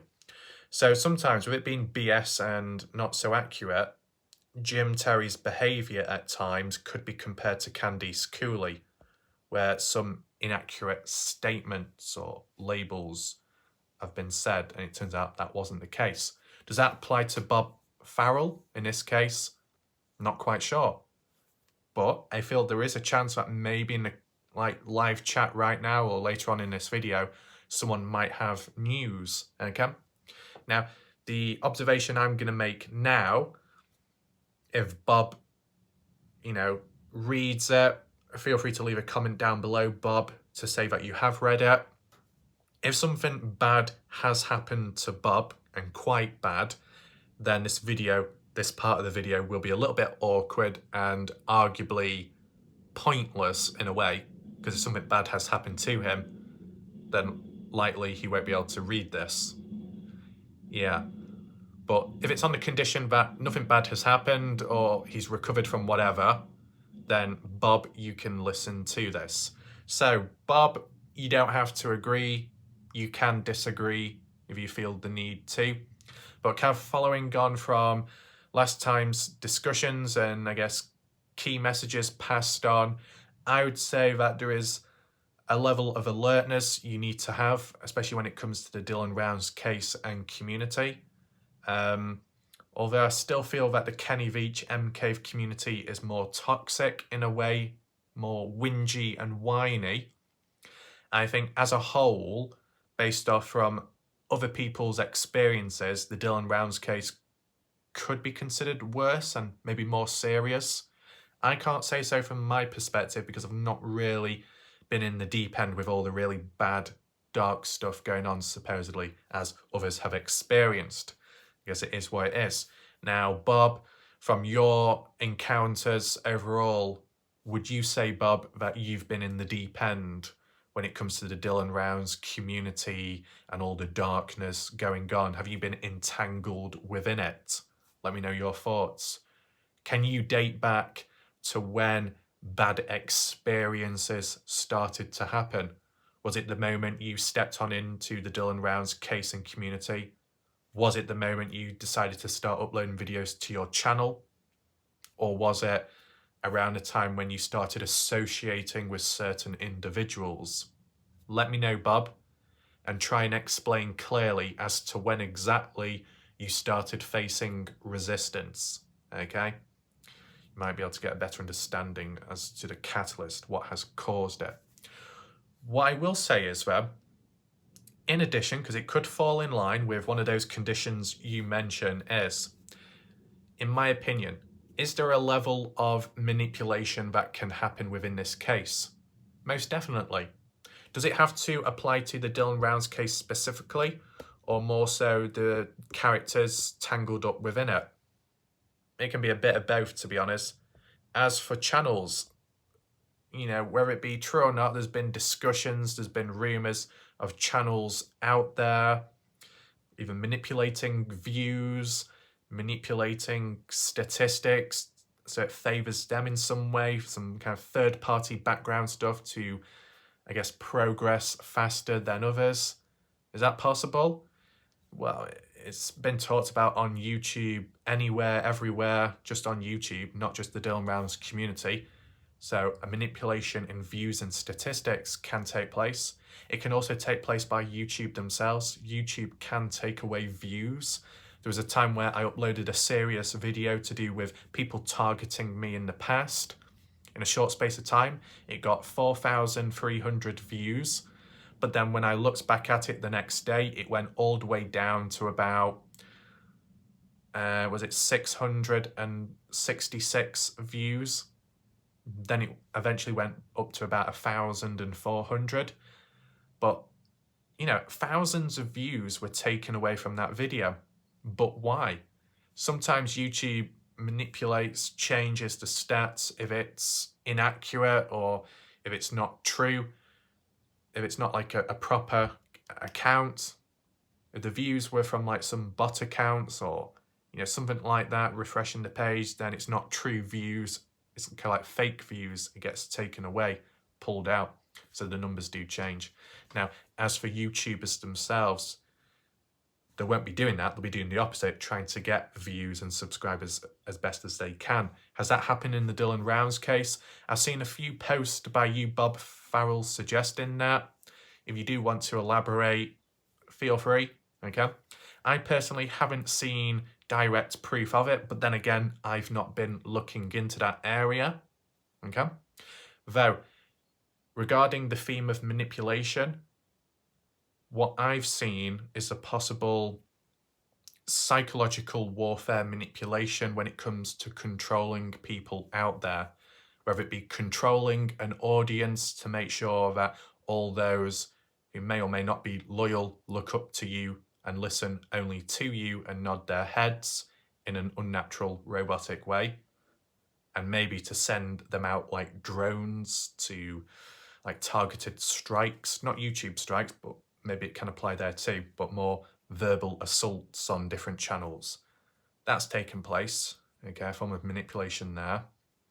Any other types of manipulation? I think people were highlighting that there was kind of like manipulation, blackmailing between Salty Pancakes and the Shack Lady, when the Shack Lady was speaking for herself, doing her own thing, whether it be coinciding with supposedly interacting with Jim Terry or not.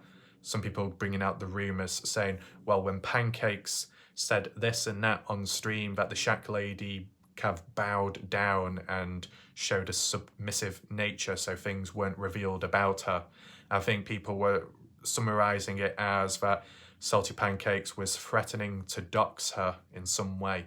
Is that 100% the truth? I don't know, but it's been briefly talked about here and there. And there's been a couple of stories like that just in general in the case, where a person may speak out, disagree, or move away, pledge allegiance elsewhere, and they are attacked for it. And a form of attacking could be doxing or some kind of online harassment elsewhere.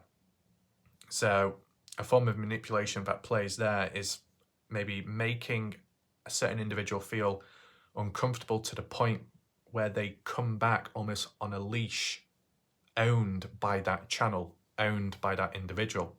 Now, Bob Farrell, would you ever say that you have felt the force, the presence of manipulation towards you.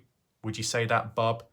Have you ever felt a presence where it feels like a human or humans are trying to make you think in an unnatural way, make you make judgments or decisions in an unnatural way? Let me know your thoughts, Bob Farrell. If so, it could well be taking place right now. You never know.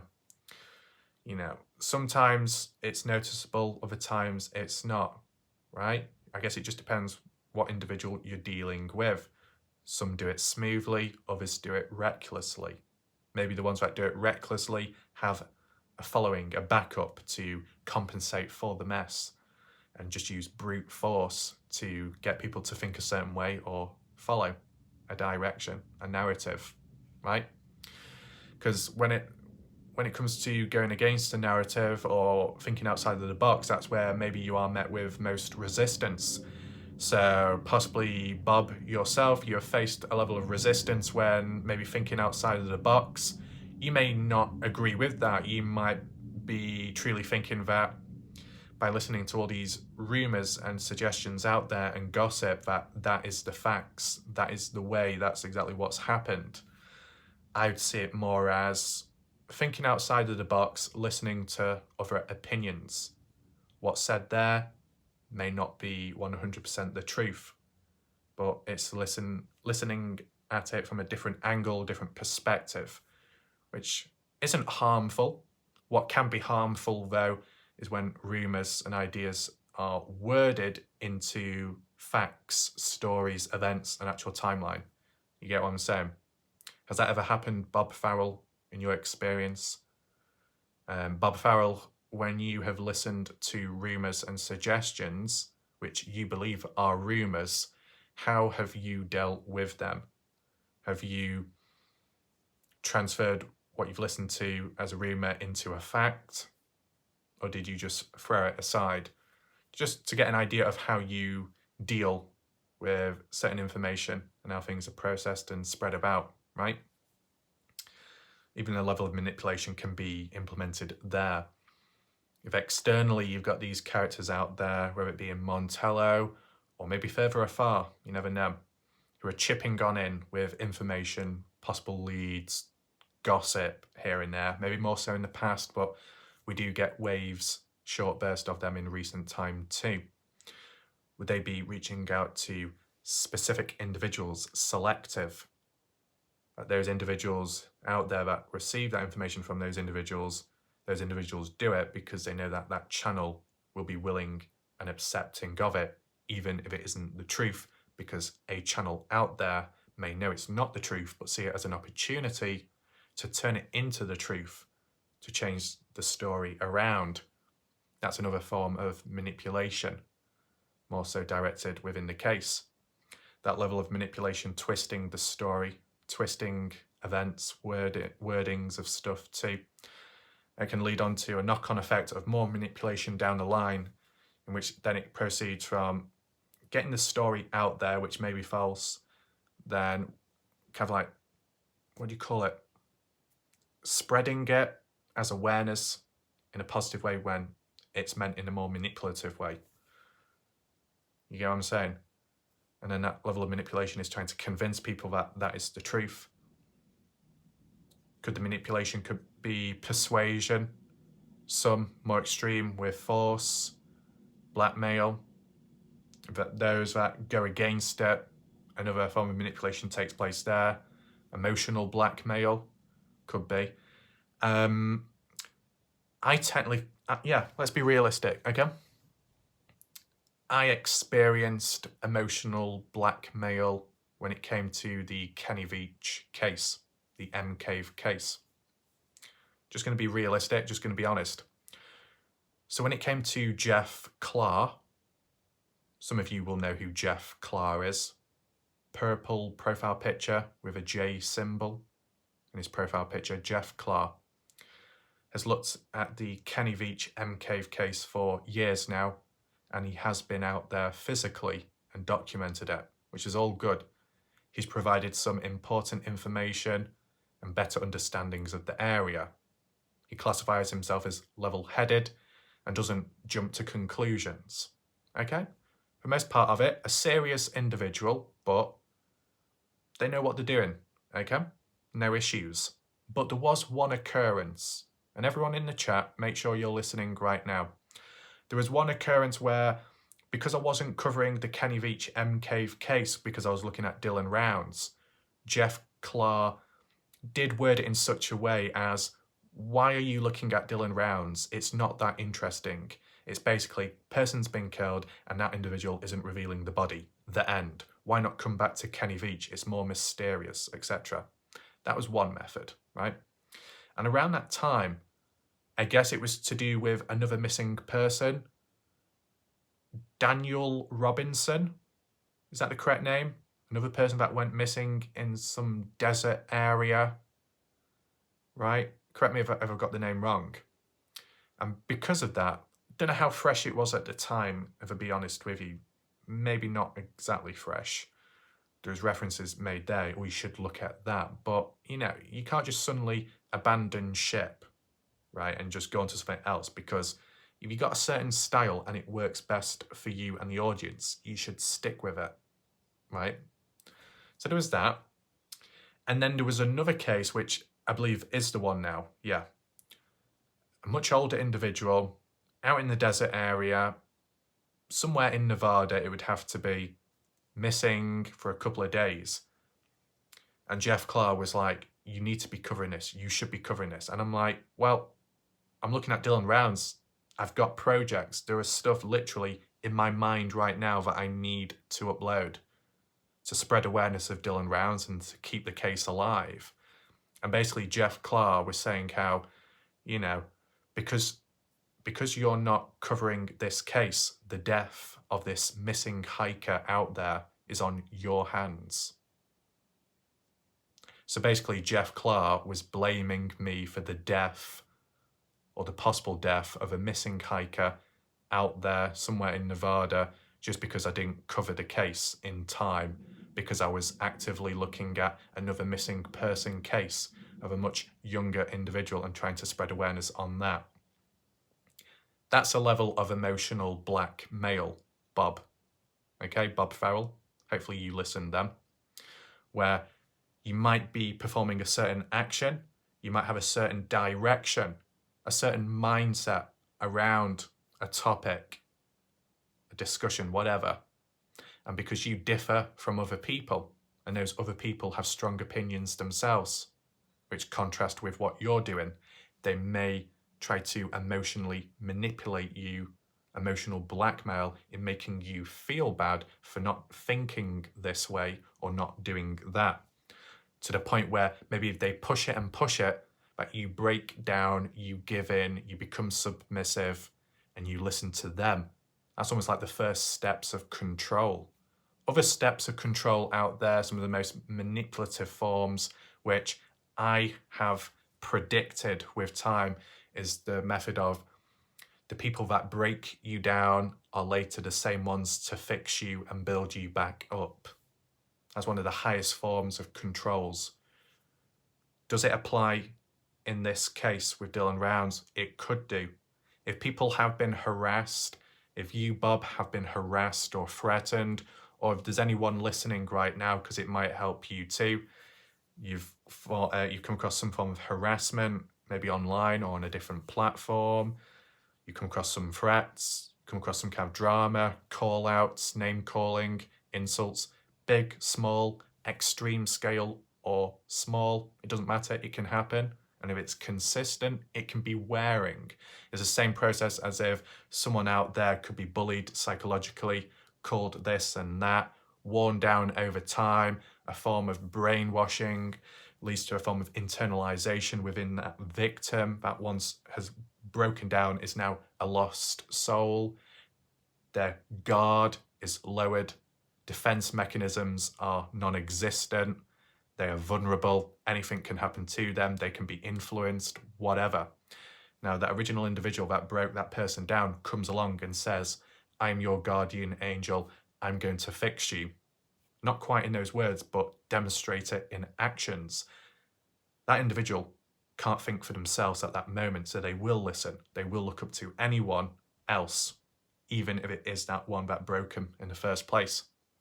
You raise the person up, you dust them off, you help them, and over a long period of time, they start getting better, but not quite naturally. It's a form of brainwashing in fixing them, reprogramming their mind, and your pathways, their senses, their thoughts, their ideas, what's right, what's wrong, what to think, what to believe in, what's true, what's false. And then eventually they supposedly do get better. They may feel better too, depending on what was used or how it was implemented. And once they get to that point where they feel fixed, they are like, thank you, I'm so grateful, I'm forever in your debt. Technically, they now own you because they've fixed you. That's a form of control. Can we do any comparisons? Yes, we can. So, based off if the historical records are correct, during a time of Germany in the past, I won't say the word because I know YouTube will probably tell me off for being naughty, okay? But Germany in the past, World War I, World War II, right? World War II we're talking about. And you had Adolf H. At a certain point, you had the Reichstag fire. You also had the German population suffering to an extent, I guess, because of inflation, because of the living conditions, because of the reparations and the Versailles Act, where they had to give money out. So they were kind of in a rough state at a certain point, supposedly. Then you had the Reichstag fire, in a conflict within the country, a little bit of fear, uncertainty, uncertain times. What's going to happen? What's going to happen to the German general public back then? Then you got Adolf steps on in, who supposedly he was the one or got some of his contacts to set fire to the Reichstag Hall or whatever you call it. Was able to turn that negative event into a positive by appearing as the savior, guardian angel of, we know who did it, it was that lot over there. I'm not going to say the word because YouTube will tell me off once again. It was that group of people supposedly responsible who supposedly weren't in the end, but the blame was pointed elsewhere. And then Adolf being the one saying, I'm going to fix it all, we're going to do this, we're going to do that, we're going to fight back, we're going to be dominant, we're going to take over, we'll be better off now, blah, blah, blah, blah, blah. At that moment, that point, German general public, who may be at an all-time low, listen up to this motivation and think, wow, this is the person to fix us, to raise us off from the ground and to start moving forwards in the right direction. So they're almost like grateful in a way, forever in that one's debt, and then kind of controlled from there on, maybe brainwashed to an extent. And then that's what leads to recruitment, listening, looking up, all the posters as well, the media too at the time, possible propaganda, and then following on from there. So that's a longer term version of what I just said in my own example, but it has happened historically, and it can also apply right now, and it can also apply in the Dylan Rounds case. It's always happened. Forms of manipulation. It could be physical, it could be psychological, and I'm sure with time when people, do associate themselves within the Dylan Rounds case, some of them supposedly have had their own backstories of bad events in the past with, I don't know, whether it be family life or whether it be their own in real life experiences with strangers, bad stuff happening. So some might understand more than others. But hopefully, Bob, you get the idea that there's different levels and different types of manipulation, and it has been fairly active in the Dylan Rounds case, whether it be you siding with one person over the other, and there's a form of manipulation caused because of that to make you side with someone over the other, or a form of manipulation when you disagree with someone or disagree with a piece of evidence.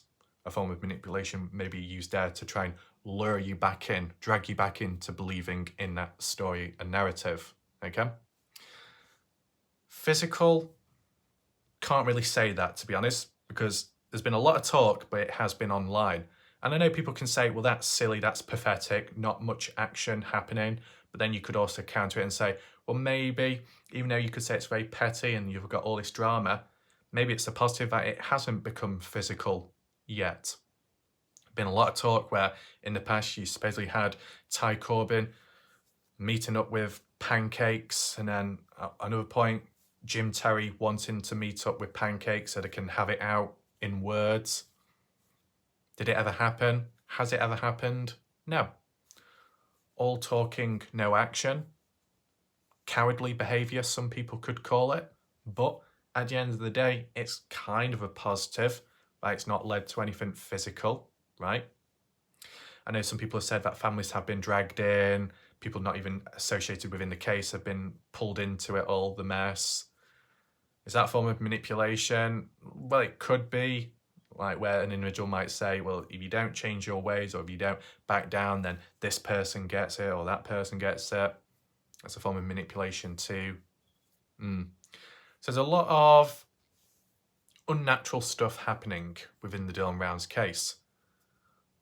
But when it does happen, it has been orchestrated by individuals that know what they're doing. And that's what you need to be wary of, Bob Farrell. Be wary of those lone individuals or groups out there, whoever it may be, within the Dylan Rounds case or maybe a little bit further out there, who know what they're doing and may use you in some way. Is that exactly happening right now? I don't know. Do you think it is, Bob? Do you feel any unnatural presence around you? Let me know. As for people watching this video, do any of you agree that Bob Farrell is currently surrounded by a force of unnaturalness?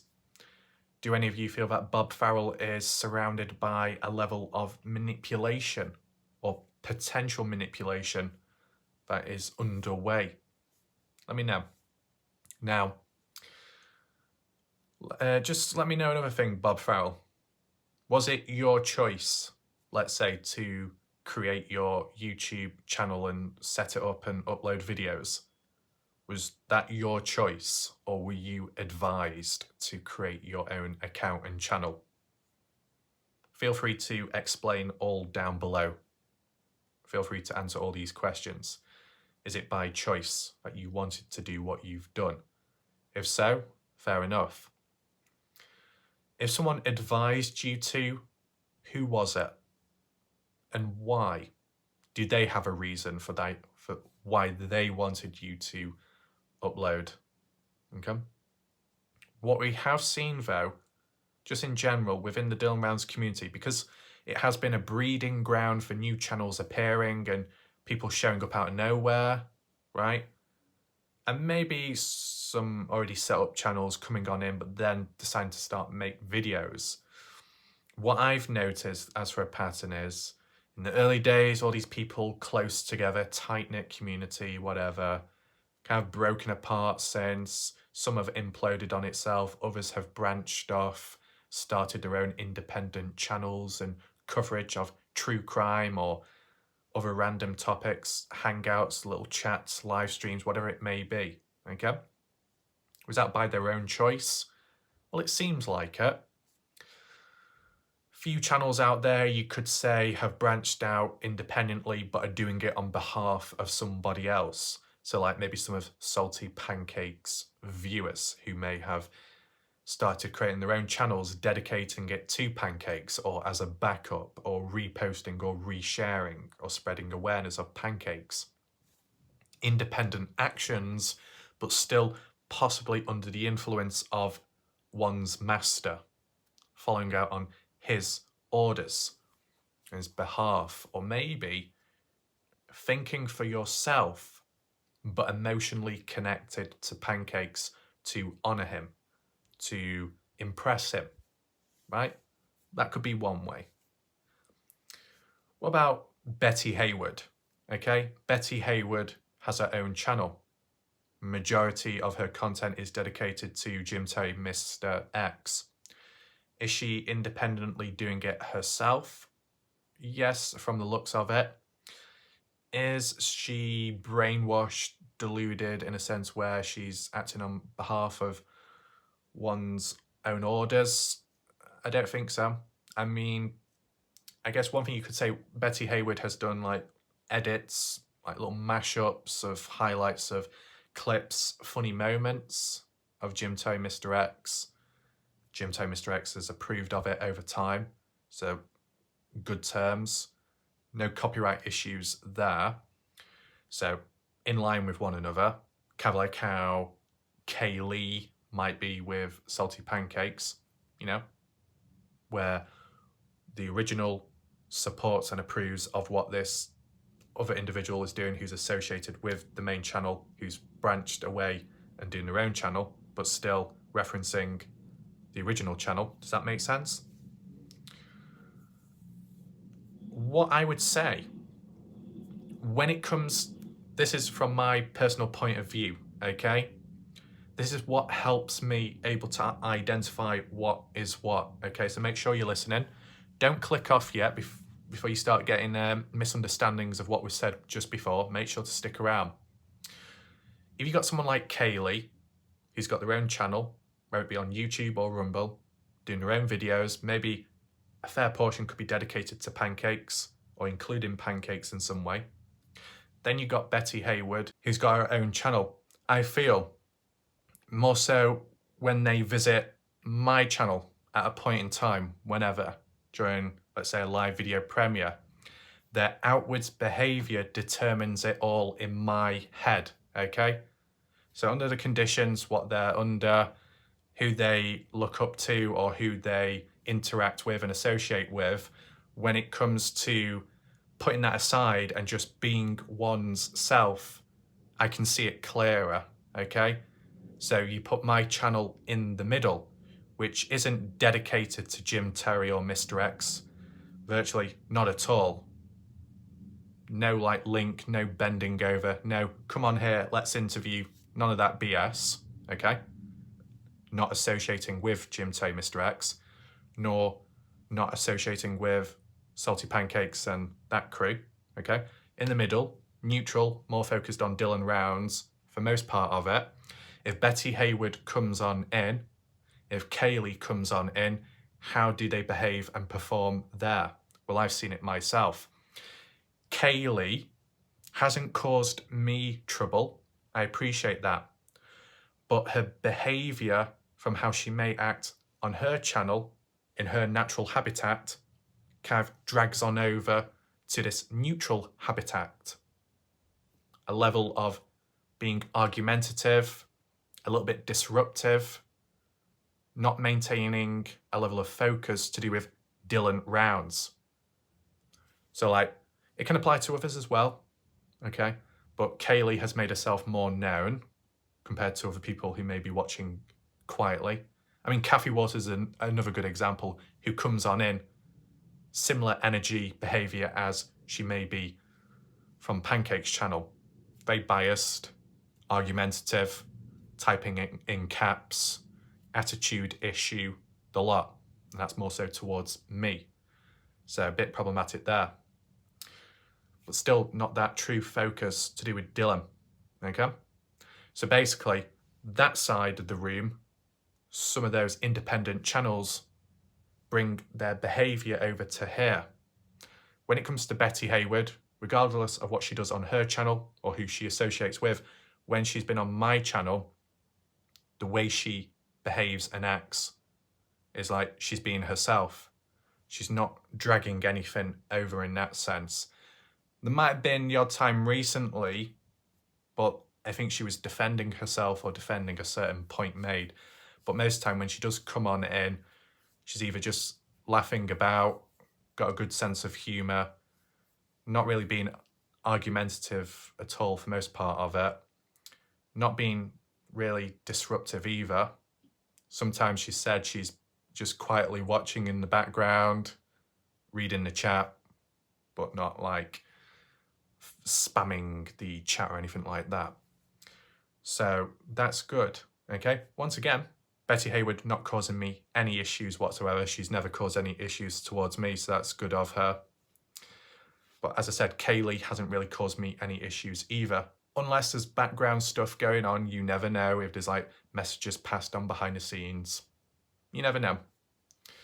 But I think what I would say is, as for these independent people who are either acting on behalf of a greater power presence or doing their own thing, but still maybe giving shout outs to the original channel because they associate with them.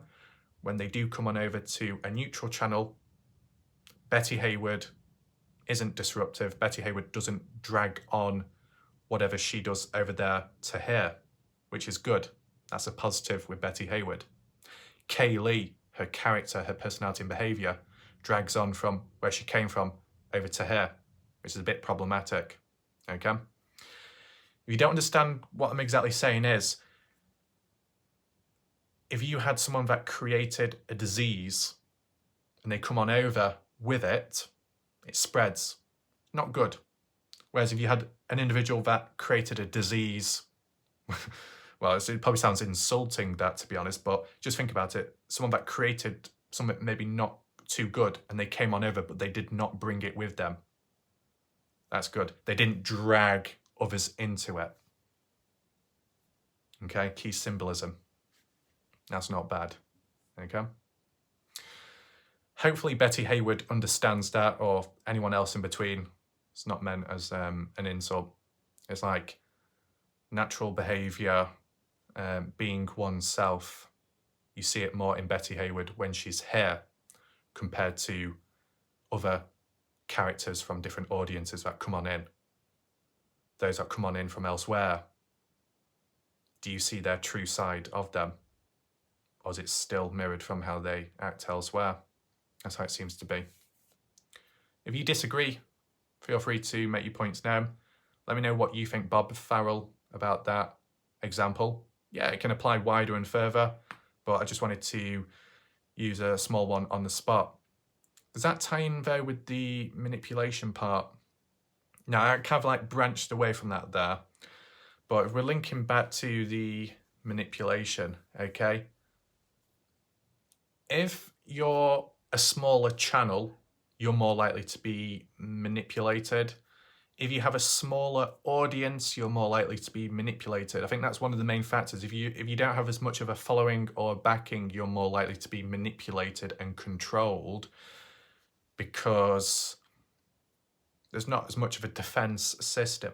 Okay, YouTube may not favor you because you're not as known or established, so they can't help you the same way. If you are smaller and have less contacts, then who's going to stand up for you? Exactly. If you can't think for yourself, then maybe you are screwed. Now, Bob Farrell, would you say you fall under any of those categories? Maybe more so the part about developing your channel, trying to become established, right? It's happening over time. Some people say it's natural. Other people say that you're begging for this or that. I'm not going to go into that at this moment. What I'm trying to get at there is, the side of what factors do you display which could be seen as an opportunity for someone else out there to take advantage of. Is there any factors you can mention, Bob? Bob Farrell, is there any limitations you have or you demonstrate which could be interpreted as an easy way to tap into your mind or an easy way to control you? Has that ever happened? Could you identify that yourself? Maybe it's not possible. Maybe you might disagree with that and say that there are no limitations or weaknesses with yourself. That's understandable. Although you may not agree with this, Bob, or approve of. As for people that are watching right now, can anyone mention strengths or weaknesses with Bob Farrell? Bob Farrell. What are Bob Farrell's strengths? List it down below. What are his weaknesses? We need to focus more on the weaknesses. Can those weaknesses, whatever they are, be strengthened and improved, changed, adapted? Because if they can, then it reduces the risk. It limits the manipulation that could take place at a point in time. Now, if some people out there are thinking that it's already happened to Bob, is Bob a lost cause? Well, if that ever was the case, it's not the end of the world. It just depends how Bob responds or reacts. Does Bob Farrell need saving? And I don't mean deliverance like Tyler Feller or blessings, but does Bob Farrell need guiding in a different direction or not? I think there was like one random video by Johnny Yarborough recently to do with looking back at good times on YouTube during live streams, and there was a comment there saying those times can come back if you just stick in the right lane, follow the right direction, and don't drag yourself in with all the drama which has caused it to go downhill since, and for those memories to be lost. Okay, so there's supposedly hope there for Johnny Yarborough to claw back. Does that apply to Bob Farrell? Does it? I feel that if anything bad does happen, this is still the early stages, because Bob hasn't been uploading for that long. So there is still time to change directions or just to increase one's alert level, and that's all. Okay? If your alert level is higher, you're less likely to be manipulated by channels out there. Okay? Why would channels want to manipulate you, Bob? Well, if they can recruit people, they can grow in numbers and strengthen. And where there is more numbers, one can be more dominant. And if more people in numbers can listen and look up, maybe in a robotic way, to a certain channel, then coordinated actions can be taken from there, as we have seen already. Now, referring back to Johnny Yarborough, there'll be some channels out there that may scoff at it and think, you are where you are now because I'm no longer there. So that's like an example with Jim Terry, Mr. X. In the mid-range days and maybe the early days, well, no, in the early days, Jim Terry was getting about quite a bit on different channels, hopping about doing live streams, wasn't he? And maybe Mr. X too. But then the mid-range days of the Dylan Rounds case, they started focusing on their own channels, doing their own videos and appearing less on other people's channels, right? Though there was times in which Jim Terry, Mr. X, may have favoured someone or saw potential in an individual out there and helped establish a channel for that known person. So Johnny Yarborough supposedly is an example. There'll be some external channels out there which don't talk anything about the Dylan Rounds case. I think one was some hairdresser cutting hair or something, establishing that channel. Does Bella V come into the mix of things? She could do to an extent, maybe. Is Bella V being controlled though? Well, we're not talking about her today, but you can leave your thoughts down below to what you think there. Has Bella V ever been manipulated, or is she just able to think for herself? Just list it down below, okay? But you see that pattern, a time where channels were created, characters were benefited in some way. But you see a level of manipulation. You get given a chance, you get given an opportunity, but what do you owe them down the line? Maybe you owe them control to your channel, or you owe them access to appearing on your channel, interviews, call-ins, and they can say or do what they want or think, possibly. And if you resist against it and say, hey, you're going a bit far here, or, oh, you're causing a bit of disruption, you can't be doing this, they can be like, well, in a way we can. We did get you here where you are right now. You've been helped because of us. Because of us, you're here. So be grateful and sit down, be a good boy. A level of control and manipulation there, a little bit of blackmail as well, saying, we will do this, we will do that, because we have already helped you. You know, we own you, we control you. That's just an example, okay? It wouldn't be said or mentioned like that at the time. The actions, though, covertly could be demonstrated, Bob, okay? So, Johnny Yarborough, you look at his channel nowadays, I guess in terms of audience or noise, maybe not as full as it once was when Jim Terry was present, right? So, I guess it might have been a falling out, disagreements with stuff, whether it be timing, live streams, overlapping, copying ideas, whatever. Fallen out of favour.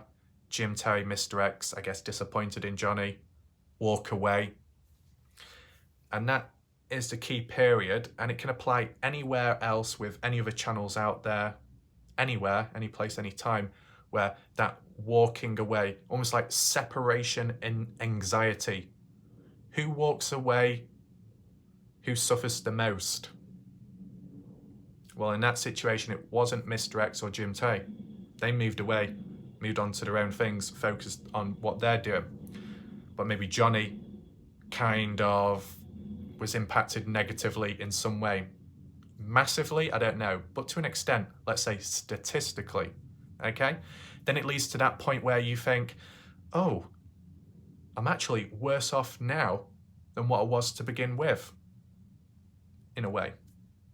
Then what do? You come crawling back to that individual and say, oh, I'm sorry, yes, come back, you can do this, you can do that. Maybe it works, other times it doesn't. Other times the offer is rejected because it's like, you're lost cause now. But it's like a vampire. You know, it might suck blood out of someone. You've drained them, okay? But in this case, it's a slower process, slowly draining the life out of people, draining the energies around, absorbing it all so you can become more powerful than ever. And those drained, I guess, servants, drained individuals end up serving you. Could be like a form of manipulation, planned, pre-planned in the head. Would you say Bob Farrell? Have you ever faced that?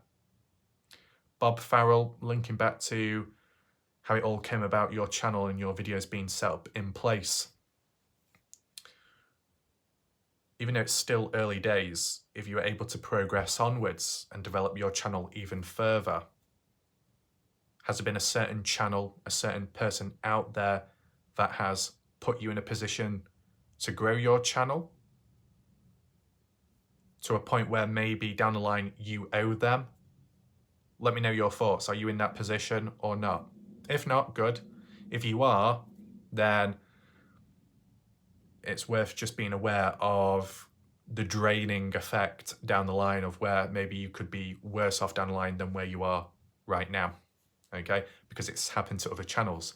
It's almost like a plain graveyard in the desert, okay? Over time, all these names we may think of that have created channels, uploaded videos, where are they now? That's what you got to ask yourself. Let's just be honest. Let's just look at it in general, whether it be dodgy people or not. Just those I know of, heard about, where channels have been taken away. So for a certain point in time, Kaylee was an example, though that's been reinstated since, so I guess we can take that off the list in a way. 28 Alice, don't know where things are with that. Has 28 Alice been reinstated? Her channel? Yes, no? But if we're talking about initial outcomes of these individuals, where are they? Kaylee, originally taken down, driven away to Rumble. Salty Pancakes, completely terminated at Rumble. 28 Alice, temporarily terminated, suspended, Rumble. Inky, taken down. Have they ever been heard, seen of since? Don't know. Jim Terry, terminated, suspended, taken down. Mr. X, same thing. Okay? Anyone else in between? Of course, if you have any additional list of characters you know of, you can list it down below. But what you see is, over time, is a graveyard, okay? Of once established channels, once maybe to some people promising channels, but they've all faded away in some way or another, right? And maybe in the process they have taken one another down with them, like a sinking ship. That's what leads on to a possible knock-on effect of more people being impacted. Is there a level of manipulation there? Well, there could have been a level of manipulation beforehand, which then led to the downfall of some channels, whether it be manipulating their own channel to benefit, which then YouTube gets caught wind of and punished in that way. And if not that whatsoever, maybe the manipulation in a coordinated mass report of a certain channel out there, as supposedly Jim Terry experienced, where maybe Pancake viewers, supporters, who knows, maybe some group of individuals out there, community, may be under a spell of a channel, ordered out, manipulated in, if you go off and do this, the world will be a better place. So mass report that individual under that term, even if it didn't actually happen, but just do it, because if enough people do it, that channel will be taken down, and then we can all breathe and be calm. It'll be for the greater of good. That could be like a form of manipulation, okay? So yes, a form of manipulation can be used which leads to channels being taken down. A form of manipulation can be used to get someone to be, for them to be forever in your debt because you have made them, you have created them, or maybe you have rebuilt someone from fixing them off from the ground, the same person you may have broke in the past. All these different forms of manipulation. Out of all that we've discussed, Bob Farrell, have you experienced any of them? Now, if not, has it ever happened in the past? And you don't have to explain much, just a yes or no. Have you been manipulated in the past? Whenever, wherever. Could be many years ago. If so, how did you deal with it? How did you react to it? If it was successful, then maybe follow that method, providing it's legal and it's following rules, guidelines, let's say, then maybe implement it right now. As I said, if it's legal and following guidelines, you know, just like when I whip myself and I say it's all controlled by a professional stuntman, kind of like that. Don't start recreating it unless you know exactly what you're doing. Okay, kind of like one of those things. So Bob Farrell, if you've had experiences in the past and it's not been good, do they compare to how it is here? If so, from whatever you've learned from back then and how you've adapted, can you implement it here? And if so, can that be the key which prevents you from being manipulated or manipulated any further? Okay. As for predictions by me, all I would say is channels out there that may associate with already established channels on YouTube, Rumble, or anywhere else where it is the Dylan Rounds community or not, it wouldn't surprise me if maybe not to do with channels being created anymore. I think we've gone through that phase, that trend. Maybe more so now, the focus on headhunting, okay? There was possibilities where it could have happened to me, Bob, okay? There was some people a bit cautious here and there saying, well, like Raf, be careful that you don't get, what's a correct word to use? Persuaded in a certain direction, leaning more towards a certain group, right? Some people were already saying that to me. Maybe that was because of the influx of new people at times, right? So it's like uncharted waters. But at least for my own predictions, the moment I walked into this case from a year back, almost a year back, I had in my mind that manipulation, resistance. It was more so resistance, right? Just a general umbrella term. Resistance can apply to a form of manipulation too. Resistance can apply to a form of harassment, where people fight back in some way. It could be physical, it could be verbal, okay? And they're retaliating back because they either want something from you, or they're going to take something from you, or they're going to push you back literally because they don't agree. So I said resistance back then, and with time, forms of resistance took place. I literally mapped it out exactly how it would. So like, oh, fake account, impersonation account, insulting manner, discrediting, slander. It's all happened. It all happened, all predicted, and eventually faded away. Was I manipulated by it? No. Then I went on about the Noah's Ark effect and the worm effect, where you block someone like that, time someone out, it's just going to encourage them to come back 2 times harder or 2 times in numbers. That's why I don't block people, because the worm effect happens. Noah's Ark effect is at the downright result of channels being terminated or temporarily suspended, so the audience members from those channels may defer and go elsewhere, such as on mine, full-time or temporarily. That could lead to an influx in maybe resistance or a level of disruption. It was more so disruption, but it has ironed out with time. Sure, the regular viewers and originals from the Dylan Rounds case on my channel aren't too pleased or satisfied, but there's only so much you can do. But it does improve at times, and it can get quiet, so we just go through little rough patches, so it's still fine. I know it's fine, so it should be okay. Was there anything else? Yeah, and then the next prediction I made, which was a couple of months ago, tying in with the Noah's Ark effect, was the headhunter effect.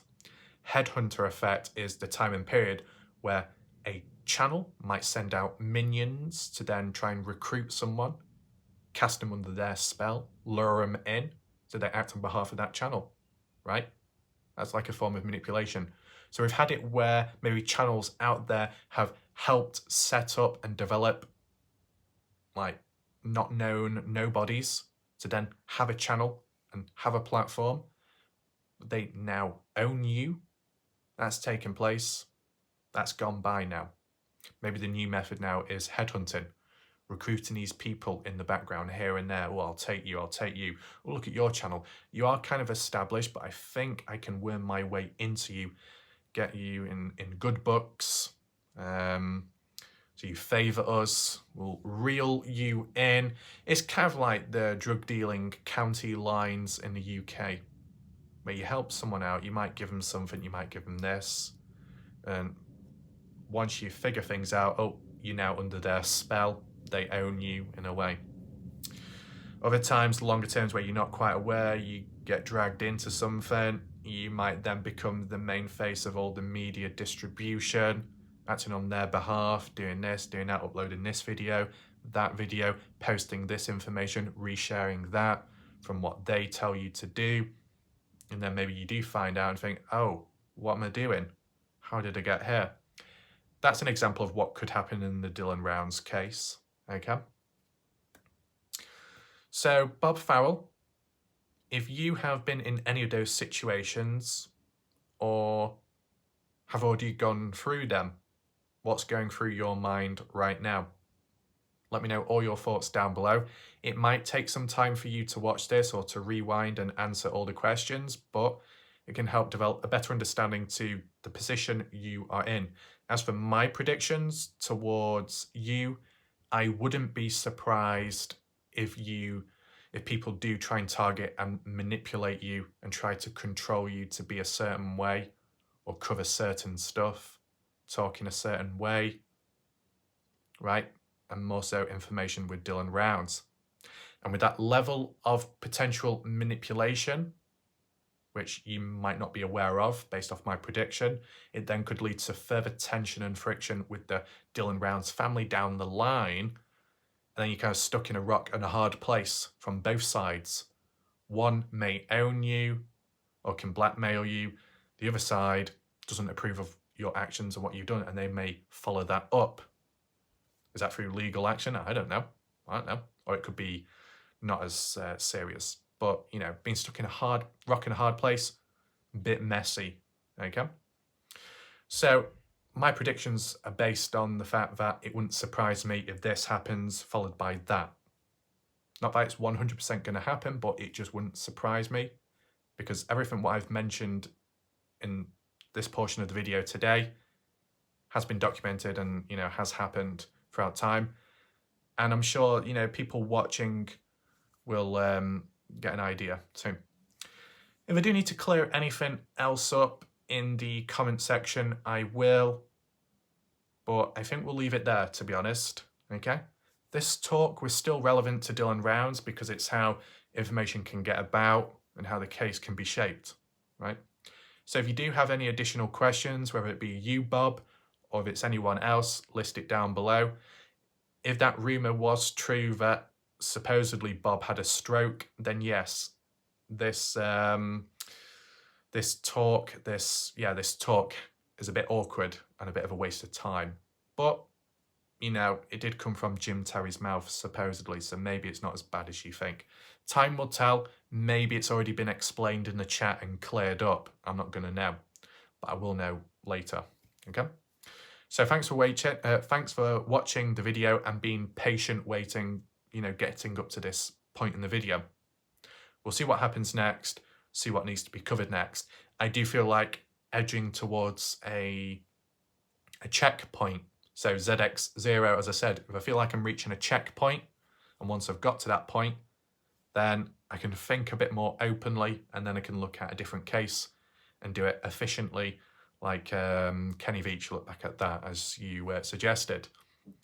Though it would be a bit ironic, though, and kind of unfortunate to some people, but still a positive, if something else happens next, which then means coverage on Dylan rounds. Time will tell, end of the day. For now, that's it for me. Thanks for watching. I'll see you next time. Goodbye and good night.